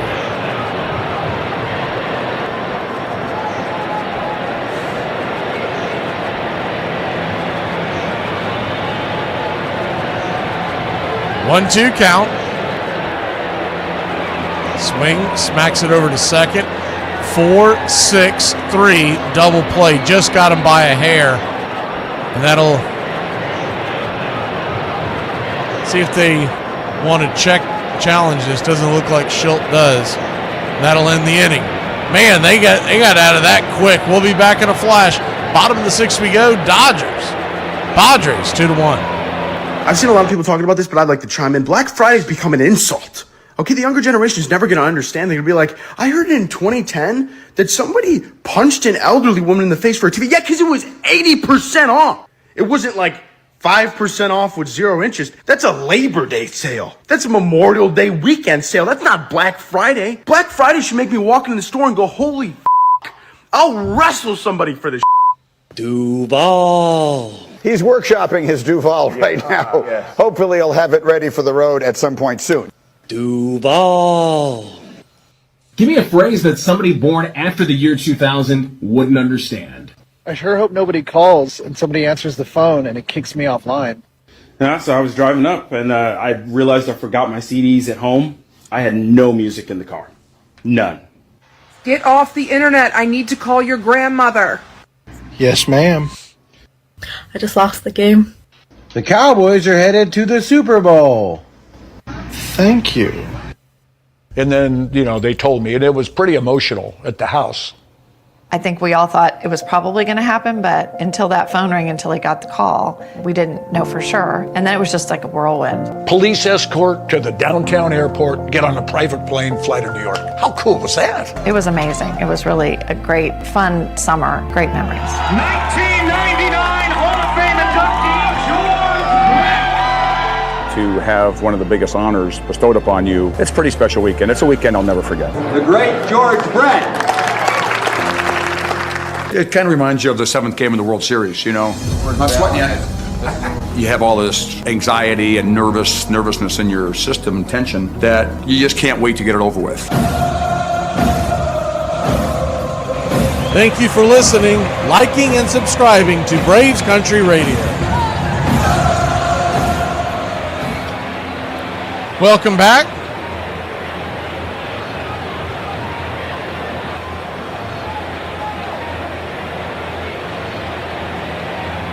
Padres hit back to the field, and the Dodgers will grab the sticks. Bottom of the sixth, 2-1 Los Angeles. I didn't realize the New Adventures of Old Christine was as old as it is. That thing ended in 2010. Man, I was thinking that ended in the last, 7 or 8 years. Estrada now on for the Padres. First pitch, 98. Smacks the black but doesn't get the call. It's 1-0.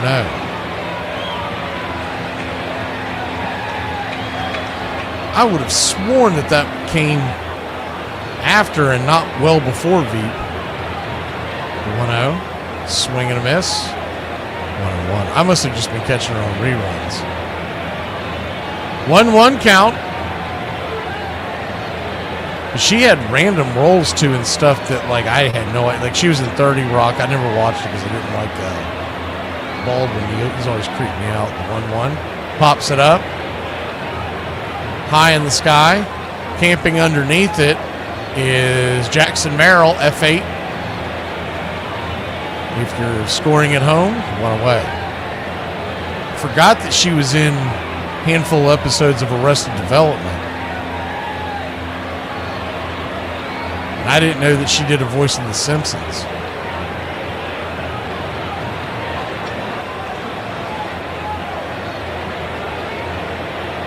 One out, nobody on, and that's the best time to face Shohei Ohtani. He takes the first pitch right there, 90 at the knees. It's 0-1. Shohei Ohtani, 43 home runs, and an OPS of 1021. 0-1, 99 outside, 1-1. 1-1 count.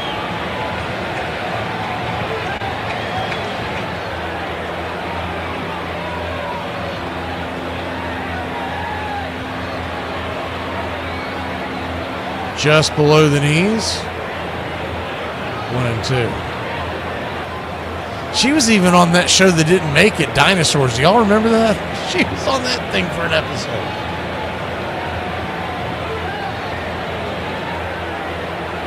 Thank you, Iron Lung. The 1-2 count. In the dirt. 2-2.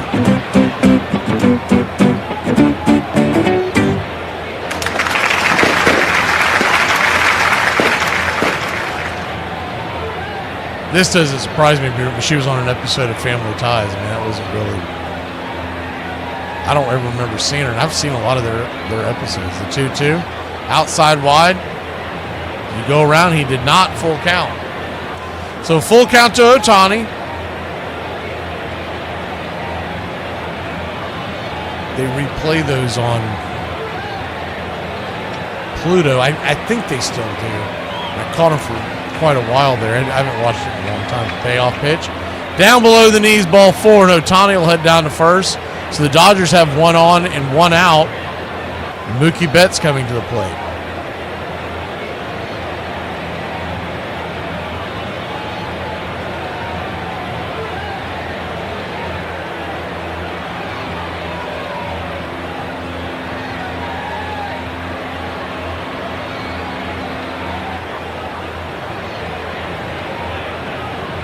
Yeah, man, Pluto is always on in our house because our puppies love a couple of channels on there, and we know we can just put it on, walk out of the room, and they'll just, it calms them for whatever reason.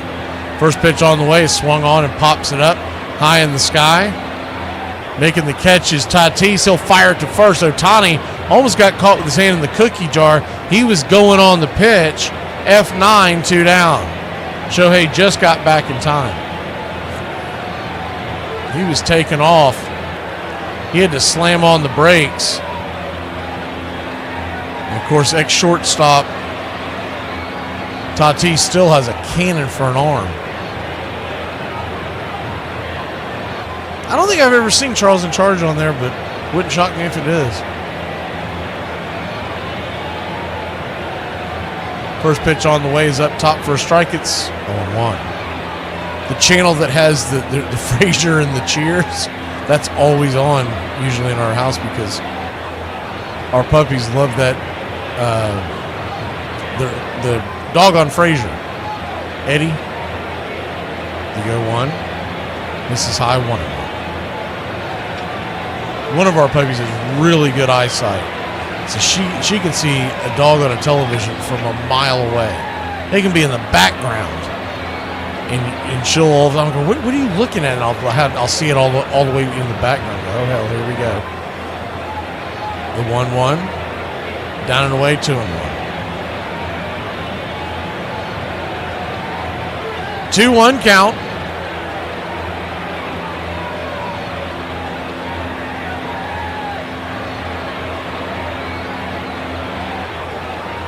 Yeah, I can't put Animal Planet on there, Brian. She'll flip out and knock the TV over if I put that on. The 2-1. Swing and a miss. Strike 2.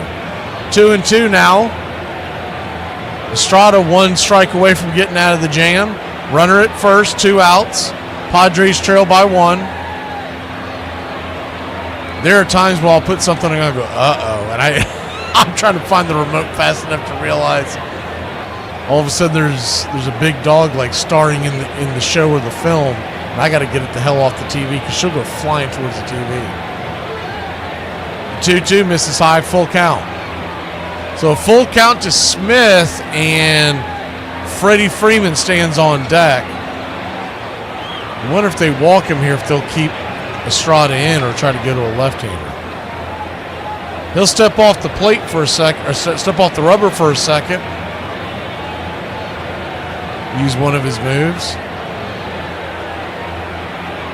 Ohtani's going to be on the go anyways. The payoff pitch. Runner goes. Caught, looking, strike 3. Hammered him at the knees. Looked like it was a touch below the zone, but he's not been calling it high. He's been calling it low all night long. You got to swing there. We'll be back in a flash. You guys need anything, let me know. You got it. I'm Sean, by the way. Jay. It's okay. All handled. This is my wife. This is Sean, and I want to get this right. Beautiful African name. Sean, by the way. I said, by the way. What are you going to tell your child when they come home from school crying because their best friend was just taken out of their classroom by an immigration agent? Adios, muchacho. There's no better feeling in the world than being able to drink a Diet Coke without some asshole telling you how bad it is for you. There are 24 pitchers in the history of baseball who have hit the 300 win mark, with the last one being Randy Johnson in 2009. The longest we have gone without a 300-game winner is 20 years between Lefty Grove and Warren Spahn. Will anyone get to the 300 win mark in the near future? Currently, the only hope is Justin Verlander. This is very doable if he remains healthy, and that's a big if. So this brings me to my next question. Will there ever be another 300-game winner ever again? For a rookie to come in and reach that mark, they would need to win 20 games over 15 years. Highly unlikely. If we look more at longevity, it would take 20 years of 15 or more wins to reach that threshold. By the time a pitcher goes through college and the minors, they're usually in their early 20s. This means you would have to pitch into your 40s, which you don't see all that often anymore. If Verlander doesn't make it, I believe Cole would be our last hope. Agree or disagree? Let me know in the comments. And it was so cool for him to go in with Robin and with Nolan. Special day. Yeah. If I was to literally hand-pick players to go in with, I don't think I could have hand-picked a better group. 4 great guys right here, right? Yes. 4 great guys. The hardest speech you'll ever have to make. I have been sitting in the hot seat over here for about 2 hours, wondering if I was going to be able to get through this thing. He did a great job. Saquon Barkley. I swear, Saquon Barkley is the best. Lord have mercy. Welcome back. Yeah, man, Phil Hartman was the best. He was so funny. And I don't know his real name, but the guy that played the boss on the news radio, that guy just cracks me the hell up. First pitch on the way from Casparis to Machado is right there for a strike. It's 0-1. I don't know if they still have it, but when I first started watching it, All in the Family was on. I used to watch that quite a bit, but I don't think I've seen it stream in a while. Either A, they took it off, or B, I'm just not tuning in at that time. 1-1. Swing and a miss, 95. 0-2, or 1-2, excuse me. Dodgers 2, Padres 1. Game 1 of the 3-game set. The 1-2 to Machado, down and away, 2-2.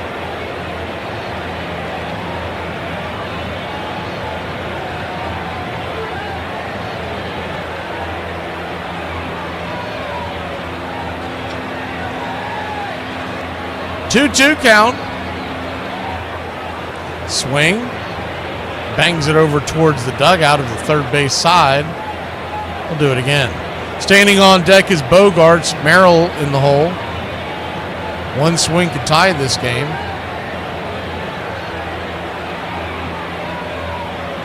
The 2-2. Pops it up. Just got underneath that one. Gives it a ride, but not nearly deep enough. Making the catch for out number 1 is Conforto.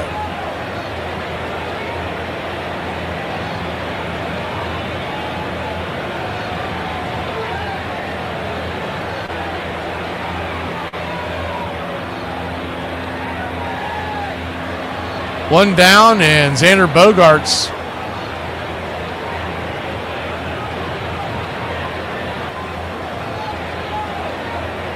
steps in.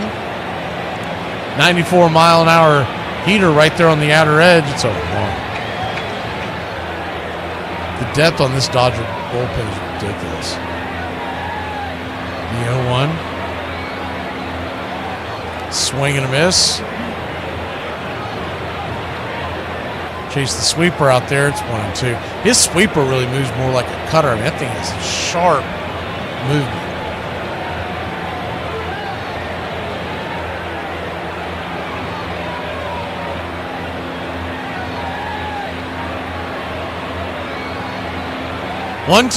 The 0-2 outside wide. Doesn't chase. Anthony Banda is warming up the left-hander for the Dodgers in the bullpen.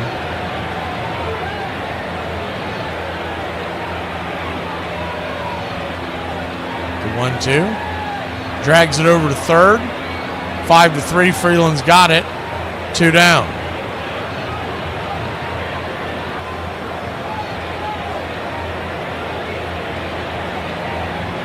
Two down. Jackson Merrill, the batter.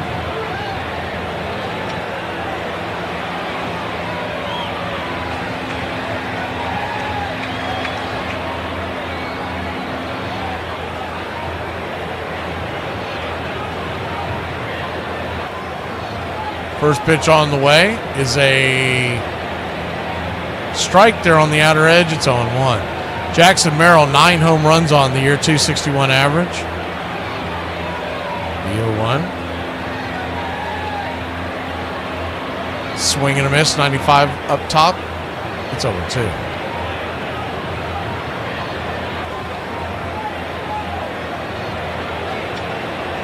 You know, every time I turn on that news radio, that always just amazes me. I sit there and look and I go, hey, it's so hard to believe that that's Rogan. The 0-2.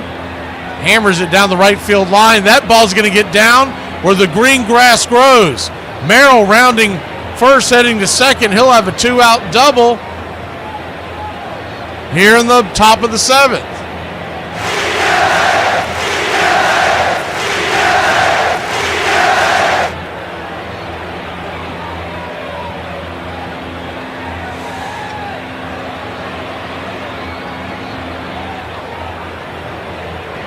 That ball was smoked into the corner. It was a sweeper down and in. He drilled it.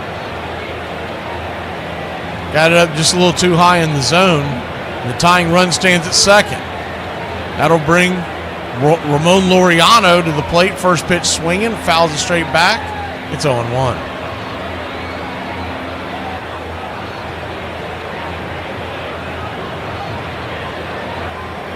Laureano hit a home run his first time up. Just clanked the foul pole. The 0-1. Swing. Slices it down the right field line. Just foul. It's 0-2. I'm telling you, he had some funny lines because I'll go back and watch it. And I don't think I ever watched it when it was on because it was mid-90s and I was always working nights and I never set it to record. I was like, whatever, dude. I'll watch it if I get it. If not, I'll just grab a beer and watch a ball game. The 0-2 in the dirt. Do it again. So I'd get off work and so I just wasn't in the habit of watching shows, you know, because it was such a pain to set VCRs back then. I was just always like, whatever. And God forbid the lights go out for 20 seconds. It's going to reset your whole recorder. 1-2. Swing, lifts it. High into center field. Not very deep. And that'll end the inning. Jackson Merrill gets in scoring position, but Laureano can't cash it in. We'll be back in a flash. Get up and stretch. 7th inning stretch. Part 2.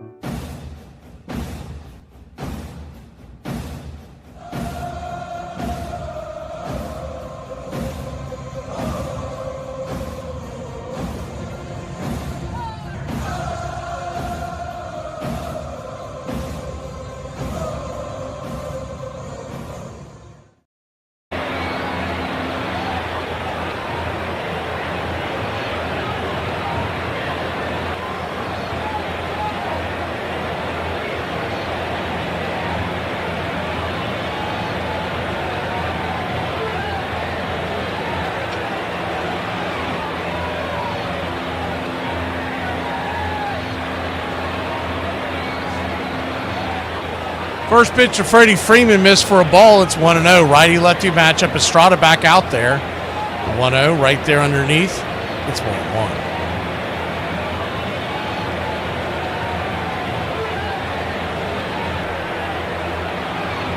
1-1 count.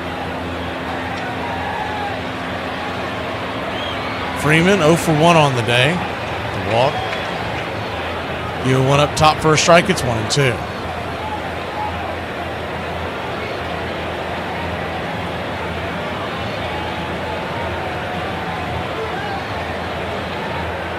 What are y'all talking about, Angel Reese? I missed something in the chat. I'll let y'all talk about the 1-2. Swing and a miss, strike 3.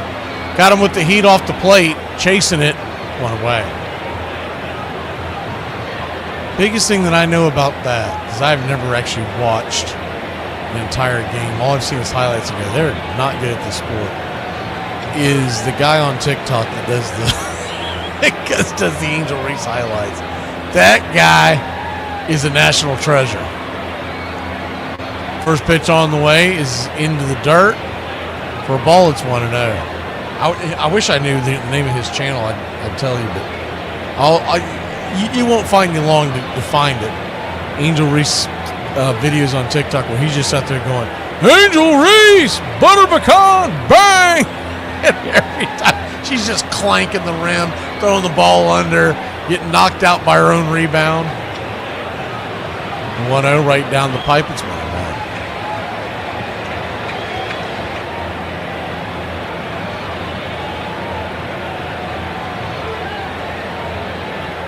It's probably the same person. The 1-1. Swing, pops it up.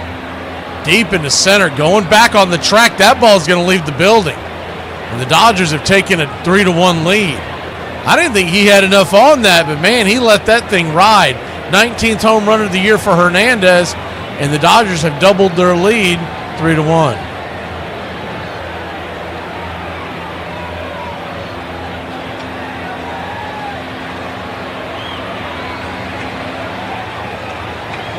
Big home run there for the Dodgers. 99, I mean, it was just in off his hands, and he was able to get the bat head out in front of it and slap it over the wall. That's an impressive at bat there by Hernandez. Another guy that they didn't go out and sign. Like, what were the Braves doing in the offseason? First pitch on the way is down and away for a ball. It's 1-0.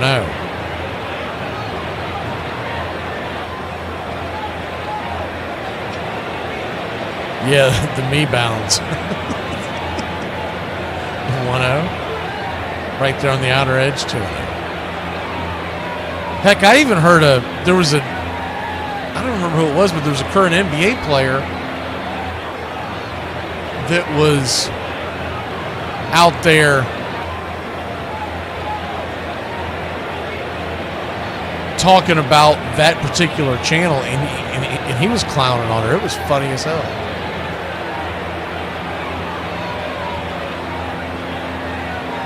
.30 count. Bottom of the 7th.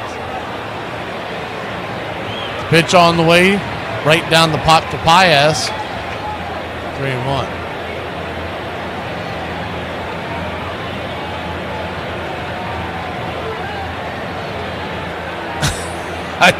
Are y'all doing what I think y'all are doing with that high thing?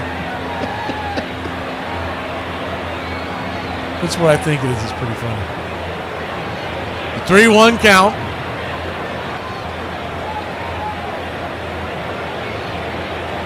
Swing and a miss. Full count now to Estrada. Standing on deck is Conforto. 1 down, 1 run across.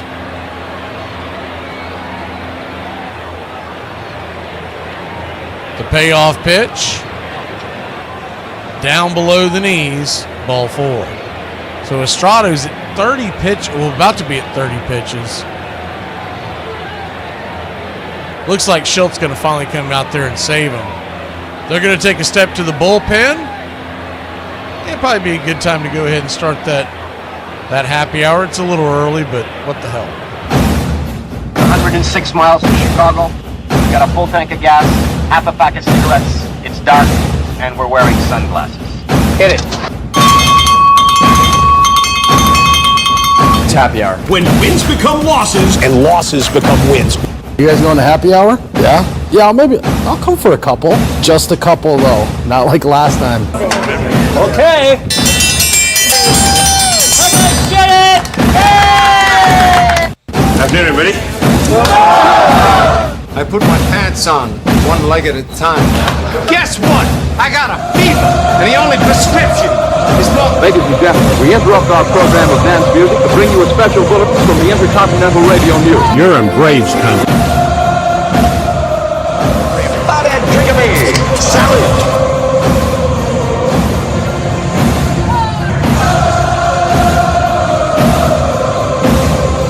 They're making it laws where you can't drink when you want to. Pretty soon we're going to be communist country. Oh, yeah. For me and the Lord, you gotta understand it. We're on a mission from God.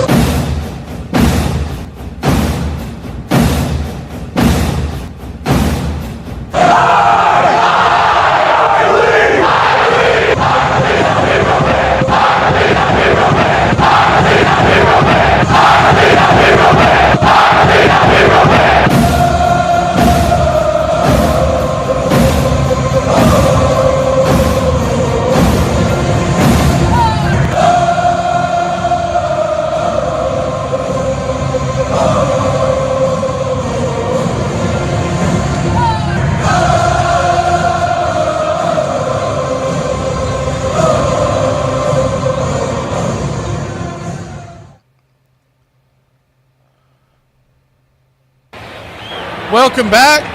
Southpaw is going to come on for the Padres, Matsui, and that will bring the pinch hitter Alex Call on. He'll swing at the first pitch, pops it up down the line, foul. Right field corner, it's 0-1. Alex Call coming on for Conforto.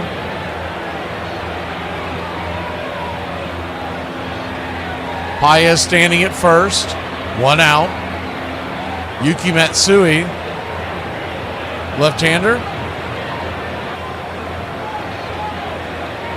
The 4.8 ERA, trying to keep it right where it's at. 3-1 Dodgers, bottom of the 7th. The 0-1, down and away. You go around. They check down the line, says no dice. 1-1. First base umpire down there tonight is Brennan Miller. Jeremy Rehack is at second, and Chris Conroy is at third. I know we didn't do the complete. Of course, Tupain is behind the plate. The 1-1 down below the knees. 2-1. I looked at my notes during one of the breaks, and Tupain, that was just supposed to be his calling card. When we've had him in the past, he has pinched the top of the zone and doesn't give a whole lot at the bottom, but he will give a little. 2-1 count, up high, 3-1.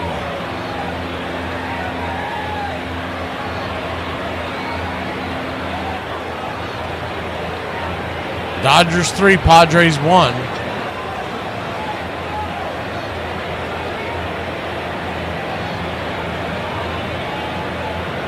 The 3-1 from Matsui. Right there, 93, good pitch. Full count.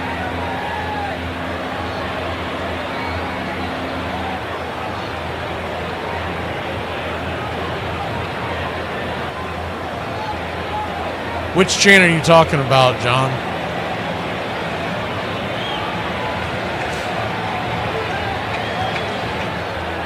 The 3-2.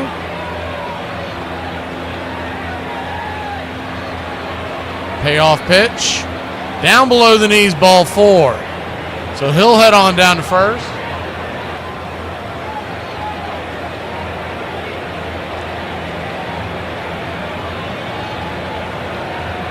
I don't know what. Okay, we must not be talking about the same thing. The chant. So it originated with the U.S. soccer team 10 plus years ago. I know it was well before the pandemic. And there was a World Cup. I've never really gotten into soccer, but there was a World Cup where the U.S. was playing pretty well. And we used to always go out to the bars and watch it, and everybody chanted it. It's really catchy. But I think where we actually got that from, I'm pretty sure that was a college basketball crowd chanting it because of the U.S. soccer team. And so I just thought it was fitting. Yeah, so it's essentially a soccer chant, but it's a college crowd. It's not at a soccer game. I'm pretty sure it was basketball, but it may have been volleyball. Whatever it was indoors, and it was a small college, and they were just going bananas. And I was like, that's the best sounding one I've found. Let's use that. Because everyone that I found at the soccer arenas, you could hear it, but you couldn't really understand what they were saying. They by far did it the best. Freeland, the batter, first and second, 1 out. Back to work goes Matsui. First pitch, down and in. It's 1-0. That's like the one chant that I think U.S. soccer is known for. I think they still do it. I just don't watch it. 1-0.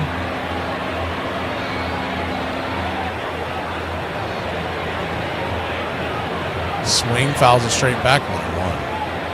I played it as a kid, and I tried to watch it. Watch some EPL. There's a good friend of mine who passed away that was on our show at the very beginning, and he loved watching the English Premier League. So he got me into watching it a little bit. I would just watch it and drink beers with him, from time to time. But when he passed away, I was like, well, I can't watch this by myself. This sucks. Is the 1-1 down and into and one. And if the U.S. is playing in the World Cup, I will tune in. But they've been so bad and so inconsistent of even making the World Cup that I lost interest. And then the women's soccer team, they went on their whole political thing, and I was like, I'm not watching that crap. I'm out. So 2-1 count. Right there at the knees, 2-2. I do remember in '99, it was really cool to watch them play and take their shirts off. But then they had to ruin it. I can't remember the one chick, but she was psycho. She was on one of those teams. She was the goalie, Hope Solo. She ended up going psycho, and I think that was the beginning of me not caring about her anymore. 2 on, 1 out, the 2-2 count. Matsui brings it. Caught looking strike 3. Hammers the edge.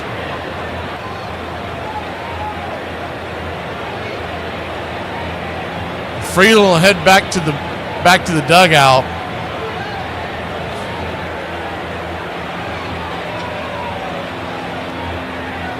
Good pitch there on the outer edge. He pulled the string on that. All the others were coming in at around 92, and he pulled it back at only 85, and he just locked him up. First pitch on the way to Rojas. Man, he belted that down the line. Woo, that almost left the building. It's 0-1. Plenty of distance, just couldn't keep it straight. Rojas 1 for 2 on the day.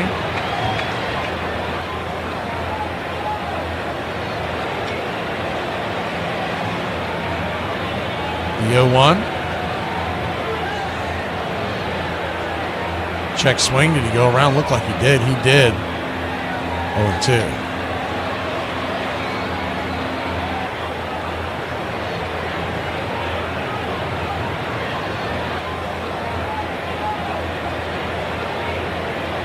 Now that John, I could actually get into. I would do that, but there's no place around. There was a guy that was a bartender used to as the 0-2 down in way 1-2. He used to get a decent little crowd on Sunday mornings watching the EPL. I think it was Sunday, it might have been Saturday mornings.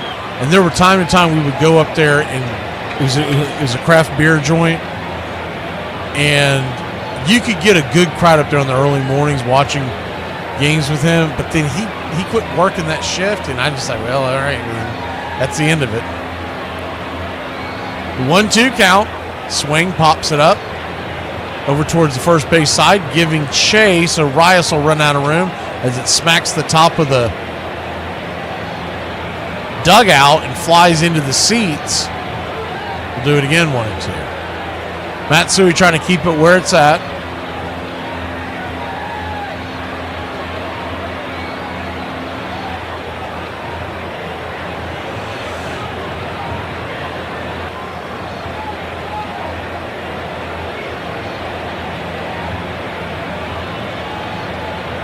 Matsui comes set, stares in, Furman, and brings it.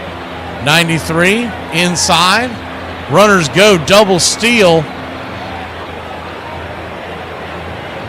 Looked like that pitch came very close. It did touch the zone, but he didn't get the call.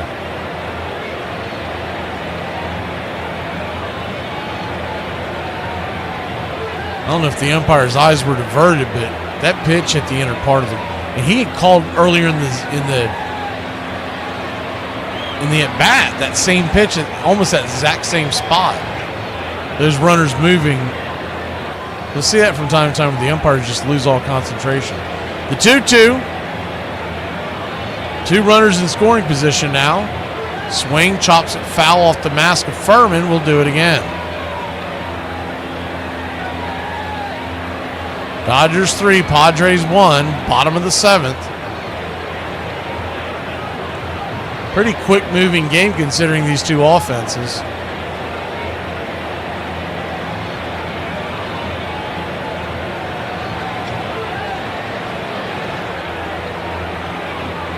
I've performed at a couple of aquariums, but I've always been asked to leave.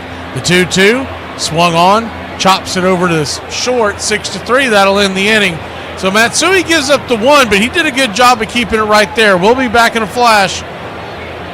Dodgers lead it 3-1, excuse me. Once it's turned on, the sign will spell out Deli Cat Essen. December 17th, Orville and Wilbur Wright achieved the first powered manned flight at Kitty Hawk, North Carolina in 1903, realizing a dream pursued by inventors and visionaries for centuries. From medieval sketches of flying machines to Da Vinci's designs and 19th century gliders, humanity had long aspired to conquer the skies. The Wright brothers, bicycle mechanics from Dayton, Ohio, shared a passion for flight and combined their mechanical expertise with relentless experimentation. They developed the Flyer 1, a wood and fabric biplane with a lightweight gasoline engine and handcrafted propellers. Choosing Kitty Hawk for its steady winds and soft sand dunes, the brothers took turns piloting their creation. At 10:35 a.m., Orville flew the first successful flight, lasting 12 seconds and covering 120 feet. They made 4 flights that day, the longest by Wilbur stretching 852 feet in 59 seconds. Though modest in scale, this groundbreaking achievement marked the dawn of aviation, forever changing transportation and the world's future. Other great town names. Lititz. Oh, it's Lidditz. DD Mega Doo-Doo. Tell me your favorite team without telling me your favorite team, based on an opposing player or a team that broke your heart. I thought his speech was great. Thank you, Kansas City. Today concludes a long journey that has taken me from Southern California throughout America, and I stand humbly before you today in Cooperstown. It is such an honor to stand here and to be inducted with such good friends. I dreamt the same way Nolan did, and I dreamt the same way Robin did, and this is a dream come true. The Hall of Fame, it's a fraternity like no other. It's like being in the clubhouse again. You just don't play the game. Just won $1 million jackpot from a scratch-off where he bought the winning ticket.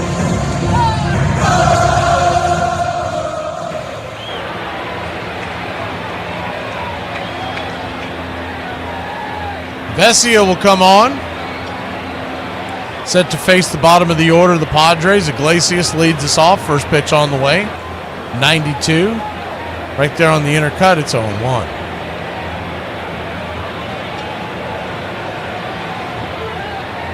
The 0-1. Kicks and fires. Swing and a miss. It's 0-2.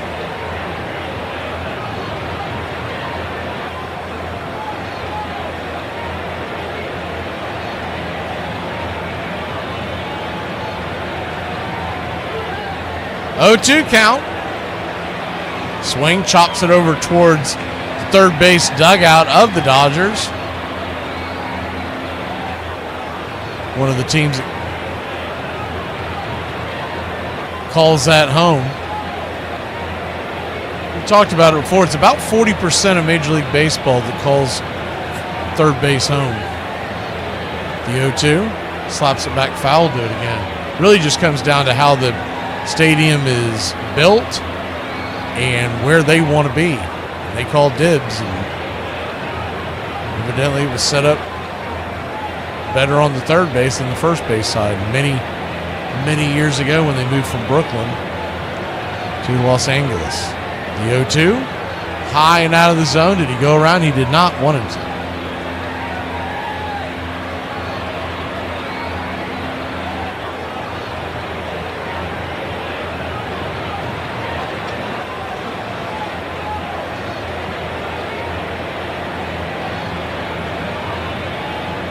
One-two count. Fouls it away.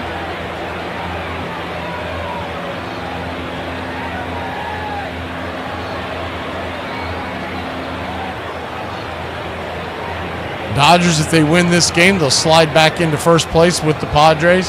Technically would have the lead as they lead the season series.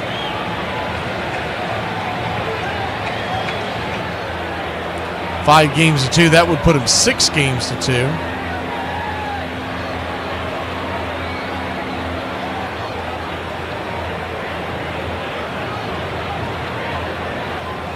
The 1-2.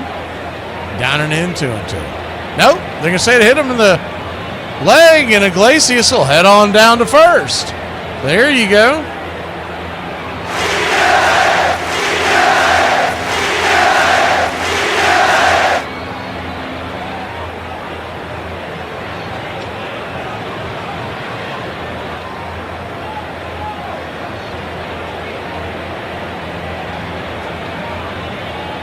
So tying run will come to the plate. There's nobody out.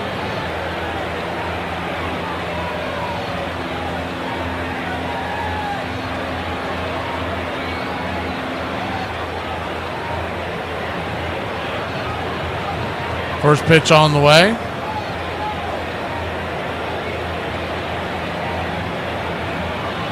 His ball high and out of the zone. It's 1-0.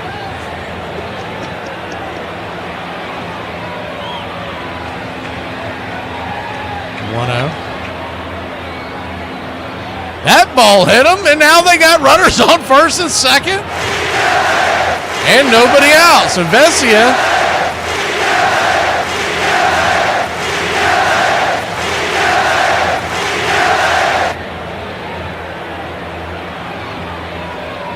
I almost feel like, yeah, that just tapped his arm guard. I mean, just kisses his elbow. That arm guard, he probably doesn't even feel it. The runners on first and second. 2 outs. It wasn't egregious enough to not call it because he didn't get out of the way. He wasn't leaning into it.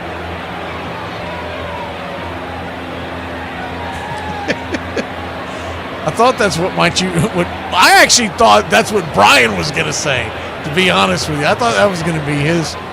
It seemed like his kind of humor. So I was like, I've had a couple of these old American Rebels mixed in with a couple of Millers. Rock and roll, baby, on a Friday night.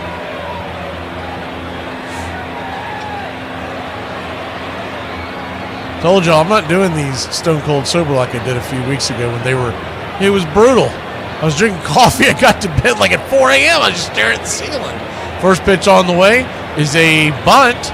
Freddie's got it, fires it to first, and they'll put the tying runs at second and third. And I'm like, man, if Harry Carey could do it in the 70s, I can do it in my 50s, right? Or however old he was. Hell, he might have been 42. He lived a rough life.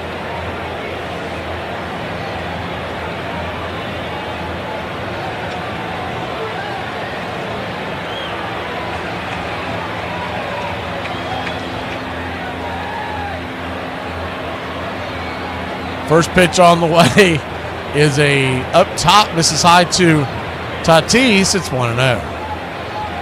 It's family friendly-ish. 1-0.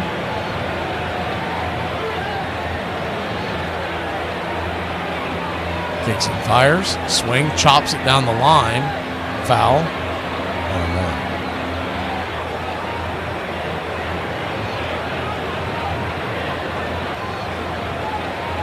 I mean, we're not a bunch of nuns, if that's what you're asking, Iron. 1-1 count.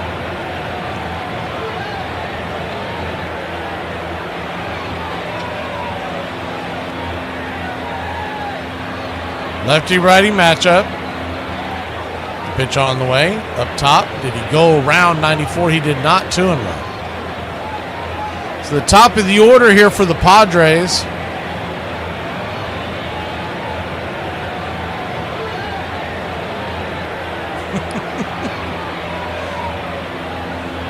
Tell you what my grandfather told me. This pretty much lived my life this way. Is the 2-1 pitch. Down below the knees, 3-1. Wife gets mad at me when I mention this, but anyways. So I lived with my grandparents for about 5 years after my parents' divorce. And so I was around them quite a bit, noticed everything they did quite a bit. They always had what they called hot toddies, which was bourbon at night. There's a 3-1 right there at the knees, 3-2. Two of the best people I've met in my life were my grandparents, but I remember one day asking my grandfather, I don't know, 11, 12 years old, something like that. I said, Grandpa, I have never seen you go to church. You talk about the evils of the organized church, but you've got this, he had a huge Bible, and this thing was the size of a suitcase that sat in between him and his wife, my grandmother, where they sat and they drank their bourbon. There was this huge Bible in between. The 3-2, down and in. Ball 4, and he'll head on down to first. So now the bases are loaded. Ducks all over the pond. And anyways, I asked him, I said, Grandpa, you talk about all this, but you've got this Bible like this. It was the size of a suitcase. It's like, what is that for? He looked at me, he goes, well, don't be a dumbass. What if I'm wrong? I got to cover my bases. First pitch on the way to Arias is down and in for a ball. It's 1-0. I always thought that was funny as hell. So bases loaded, 1 out. Lefty, lefty.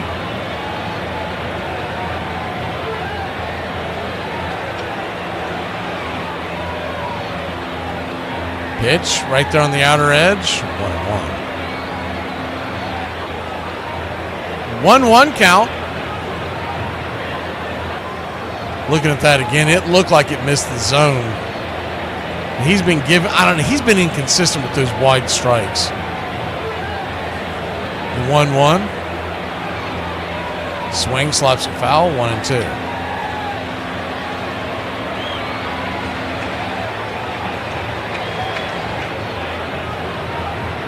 1-2 count.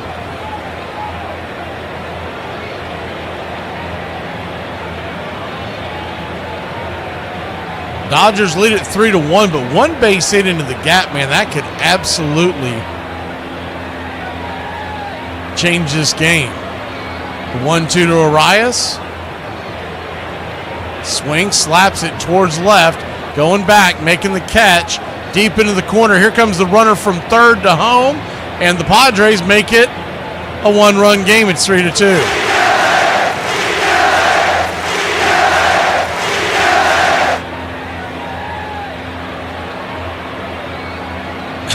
Yeah, exactly. And by no means was he anti. He just was always like, because I'm kind of in the middle, so you know, I'm gonna toe the fence.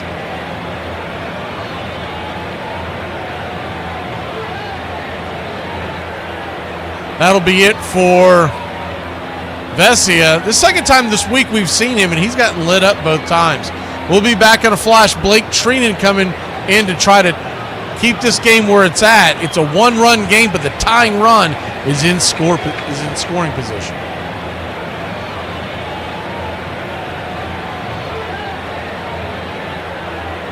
Mac McGee and I, we're on the same team. The Country Club for Braves Country Radio. And we need more players. We need you to help us win the battle against hunger and poverty. You can sponsor Braves Country Radio. Teamwork is what The Country Club for Braves Country Radio. it is all about. And that's why we need you. For just $15 a month, Don't get greedy. Ask for $2.99. you can sponsor a child just like Braves Country Radio. I've been able to really help, Braves Country Radio. and it feels so good. It's so easy. Just reach out now and start sending your love around the world. The Country Club for Braves Country Radio. To join our team, we really can bat 1,000. Mac McGee. Who's waiting for help? There's room on our team for you.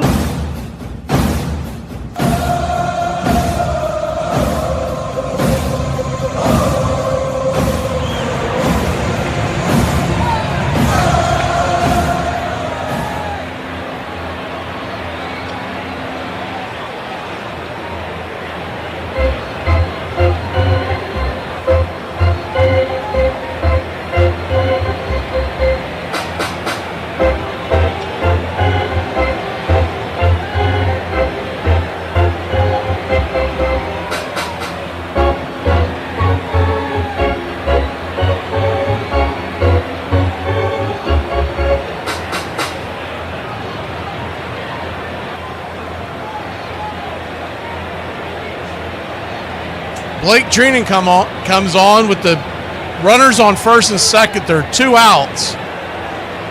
He's set to face Manny Machado. Righty-righty matchup. Machado batting .294 on the year. They need a base hit now. The first pitch, swing, pops it up. Got underneath it. Man, a man alive. Tim Heyer must be in his ear in the dugout. We'll be back in a flash.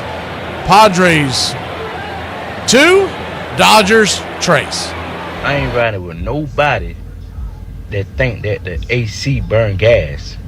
Stop it. December 19th, Poor Richard's Almanac was first published in 1732. Writing under the pseudonym Richard Saunders, Benjamin Franklin chose the pen name, inspired by the humorously humble and fictitious Poor Richard, to connect with everyday readers. An almanac was a yearly publication providing weather forecasts, planting schedules, astrological information, and advice for daily living. Franklin's almanac stood out for its witty proverbs and practical wisdom, like early to bed and early to rise makes a man healthy, wealthy, and wise, and a penny saved is a penny earned. Poor Richard's Almanac was an instant success, selling tens of thousands of copies annually and becoming one of the most popular publications in colonial America. Franklin published it for 25 years till 1758, earning substantial profits that made him wealthy. By age 42, the polymath Franklin was able to retire from this printing business, devoting his time and passion to science, public service, and diplomacy. The almanac's humor and timeless wisdom cemented Franklin's reputation as a man of wit and practicality, leaving a legacy that remains celebrated today. You could put 5 or 6 old Hall of Famers together and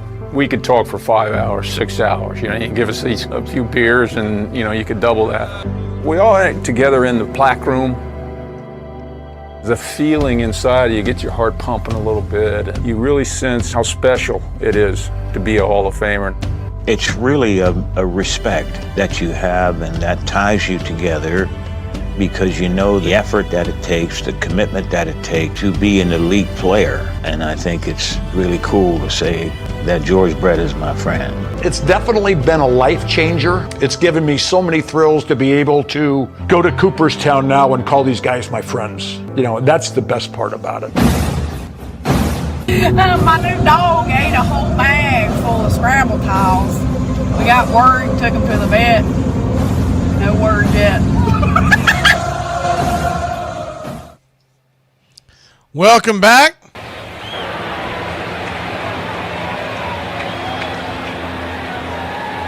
Mason Miller's going to come on here. Now, typically brought in to be their closer, but he's trying to keep it where it's at top of the order for the Dodgers, and they only trail by a run. So Mason Miller comes on, first pitch.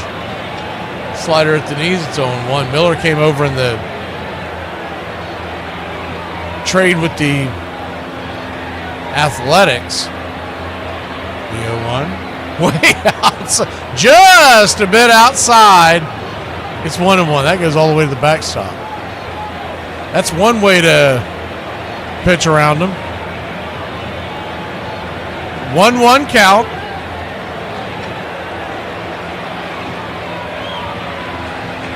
Pitch on the way, swing and a miss. 1-2.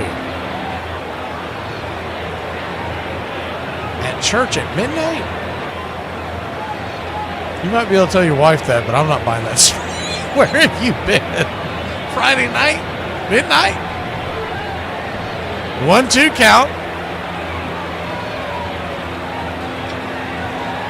Swing and a miss. 100 miles an hour. Yak him.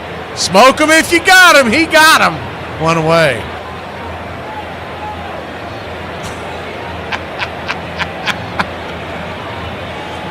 So, what he and my dad would say about when back to what I was telling you before, and I was like, yeah, but my friend thinks this, my friend thinks that, and he would always go, first pitch on the way, swung on, fouled back. Now, of course, it's a much bigger population now, but at the time, it was about 1 billion people back in the 80s, right?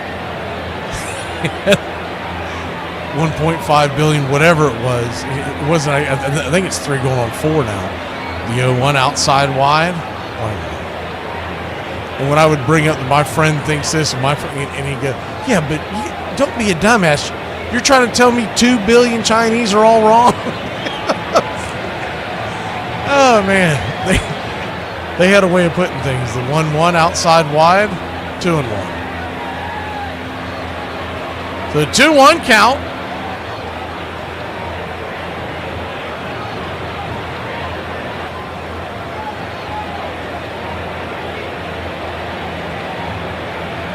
Swing and a miss, strike 3. No, I'm sorry, strike 2. 2-2. Man, you didn't get out till late midnight. It reminds me that we went on a Easter Sunday to a local church, and they locked the doors. I remember going, wait, what? The 2-2 chops it up the middle.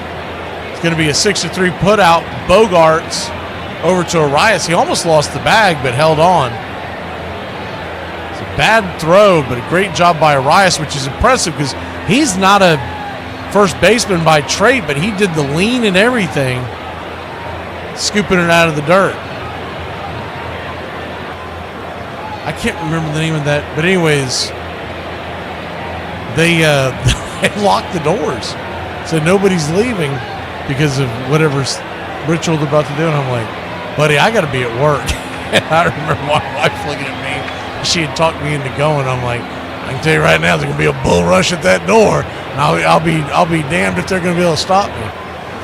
First pitch goes inside for a ball. It's 1-0. 1-0 to Will Smith. Right there on the outer edge. Keep your name out. Keep my wife's name out your mouth. Alexis Diaz, man, they have just, I forgot he was in their bullpen. He was the closer for the Reds for the longest time. 1-1, swing and a miss, 1-2. And they got him on like a bargain basement deal from the Reds. Reds had given up on him, and he's about ready to come in and close the game. I'm interested to see what he looks like nowadays because he was all over the place. I thought at the time, I was like, man, Dodgers going to fix that guy and he's going to be unreal. The 1-2, misses high, 2-2. He's got to be, what, Central Time, Tim? Aren't you in, like, Alabama or something like that? 2-2 count. 102 at the knees. Yowza! Strike 3. Well, we'll see if the Padres can tie it up. We go to the 9th here in Cali.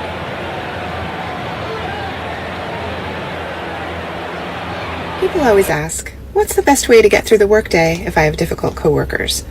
And I'm going to share with you the one sentence I use that works every single time. Eat.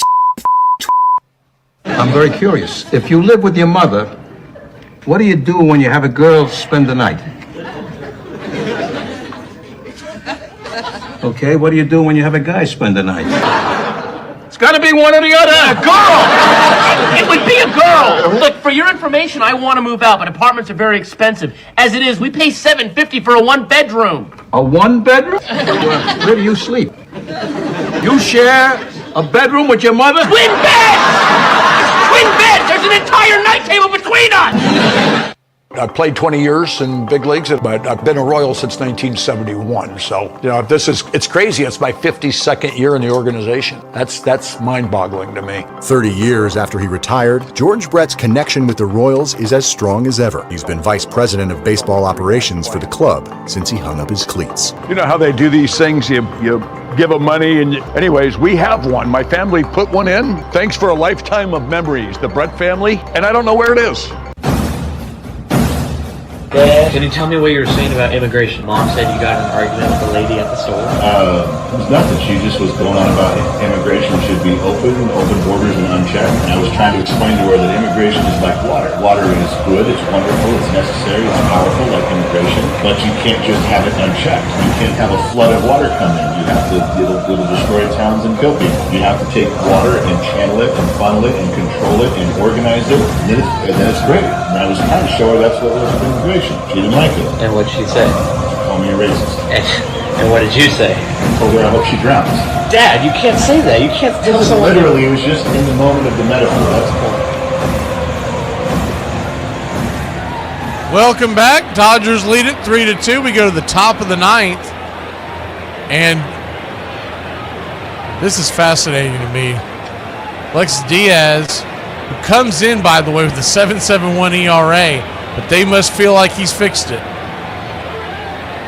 Coming in to close, first pitch on the way, 93 inside.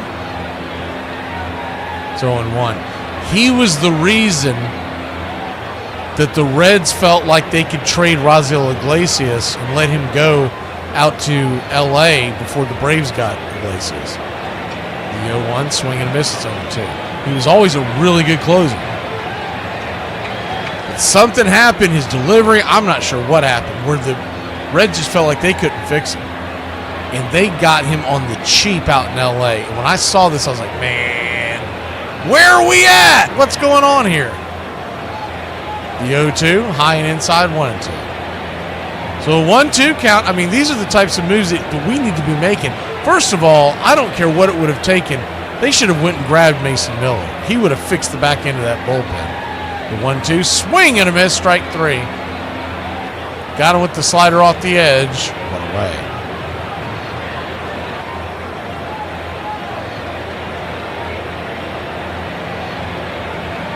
One down.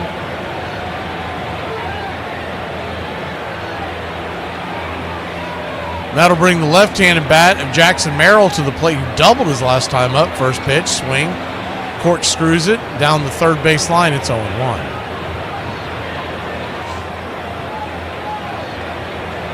I would have given up a pretty penny to get Mason Miller in our bullpen. He's got, what, 3 more controllable years? I mean, he is just ridiculous. The 0-1 inside, 1-1. You're sitting there, you think about it, you're like, man, the Padres, they're going to be tough to deal with for a long time.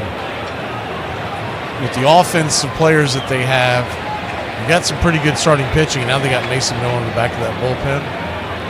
1-1, fouls it away, 1-2. And don't forget Ramon Laureano.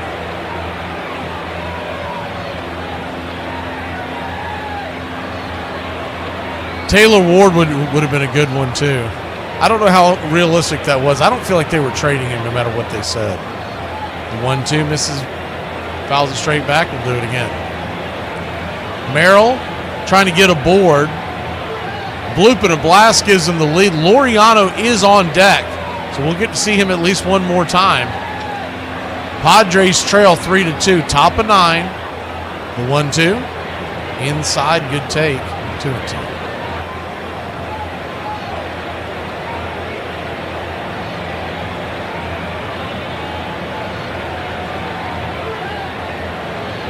What is chocolate cookie? The 2-2 pops it up down the line.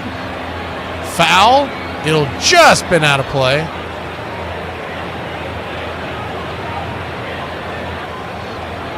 That's not slang for something. Put your phone down. That's what you're doing. The 2-2 count.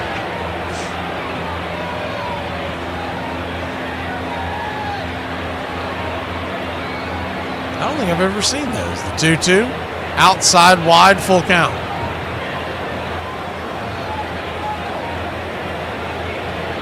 I wonder if it's something that I'm just not recognizing.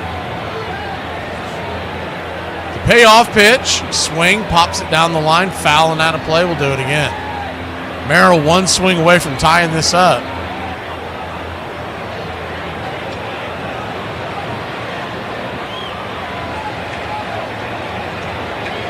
Dodgers 3, Padres 2.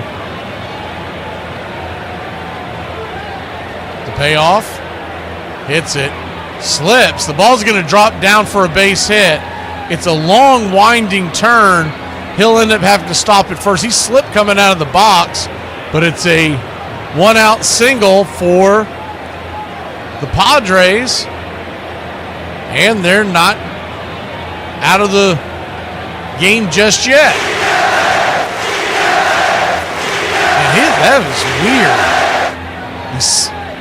He goes to kick out, and it's like his knee gave out, but he appears to be okay. Knee or ankle, something just buckled on him. Didn't look like he slipped, it looks like it just gave. First pitch on the way is a strike inside. Lower corner, it's 0-1. Tim, I hope so. Are we talking about the Braves or the Cowboys? The 0-1 bangs it foul down the line. It's 0-2. We were actually debating that on the show the other day. On the NFL show, we did the over-unders for the Cowboys at 7.5 wins. It seems low to me. I feel like the Cowboys are going to get more wins than that. I don't know if they'll make the postseason, but saying that they're going to stay at 7 wins just seemed really low. The 0-2 count. Zebra cakes are good. I haven't had those in a long time. The 0-2. Rattles it down the line, foul, and out of play. Do it again. I wish we would, Tim. So many teams have to collapse, and the problem is they're going to play each other. Jack Dreyer, the left-hander, is warming up in the pen. Cronenworth in the hole. The 0-2. Outside wide, 94 misses, 1-2.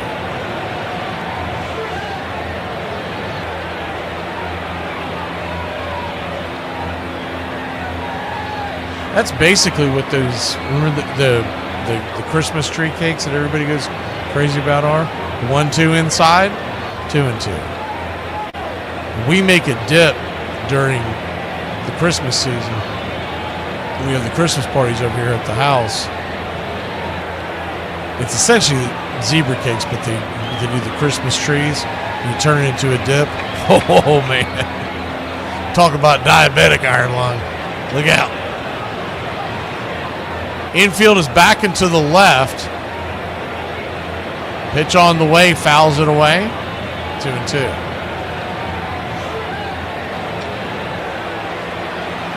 Dude, John, I mean, they are 6.5 in the Florida book. I haven't touched any of that stuff yet, but that is insane.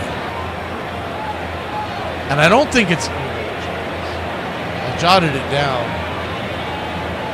I don't think it was a terrible payout either.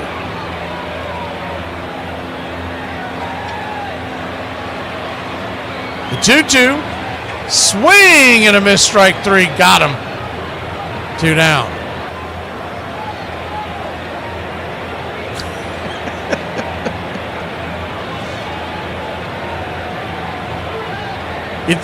It's in the mail, Brian.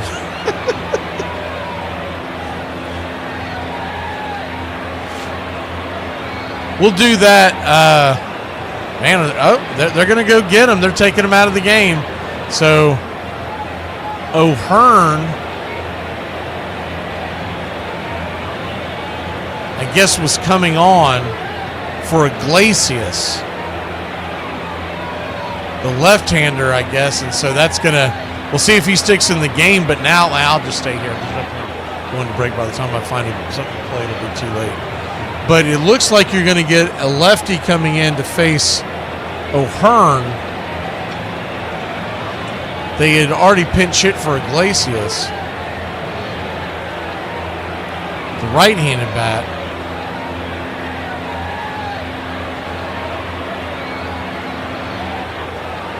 And he's a left-hander. Got him from the Orioles.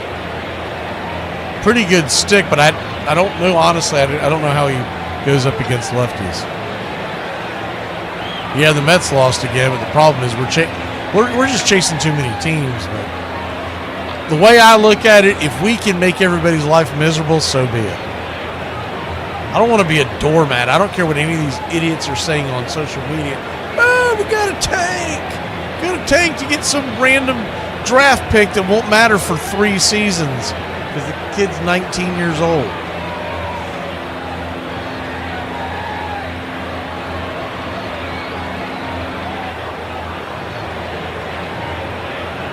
Yeah, I don't know if you tuned into the show, John, but the NFL show, we did NFC picks. We're doing AFC next week, but that was my biggest thing. I was like, I cannot believe that anybody would think the Saints are going to flirt with 7 wins. Someone must have put some money on the over and pushed it up, because I hadn't looked at it until just this week, and there's just no way. I would be shocked if they got more than 4. Well, here we go. Lefty-lefty matchup. Game on the line. O'Hearn versus Dreyer. Here's the pitch. First one's in the dirt. It's 1-0. Cronenworth stands on deck. So Jack Dreyer 2.9 ERA. He's got some heat. 1-0. Right there for a strike. 1.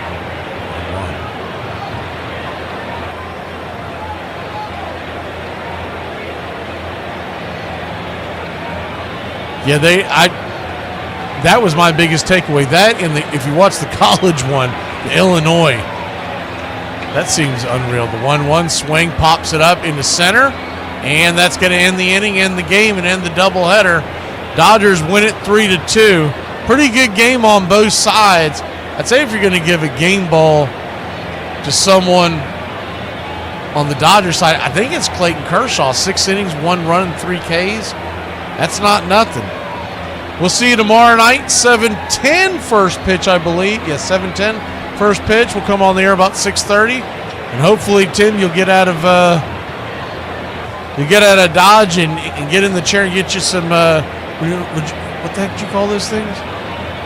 Fudge cakes or something like that for tomorrow's game. Joey Wentz on the mound. But he hasn't looked too bad. I'm more concerned about Sunday's game. We'll see you. Y'all have a great one.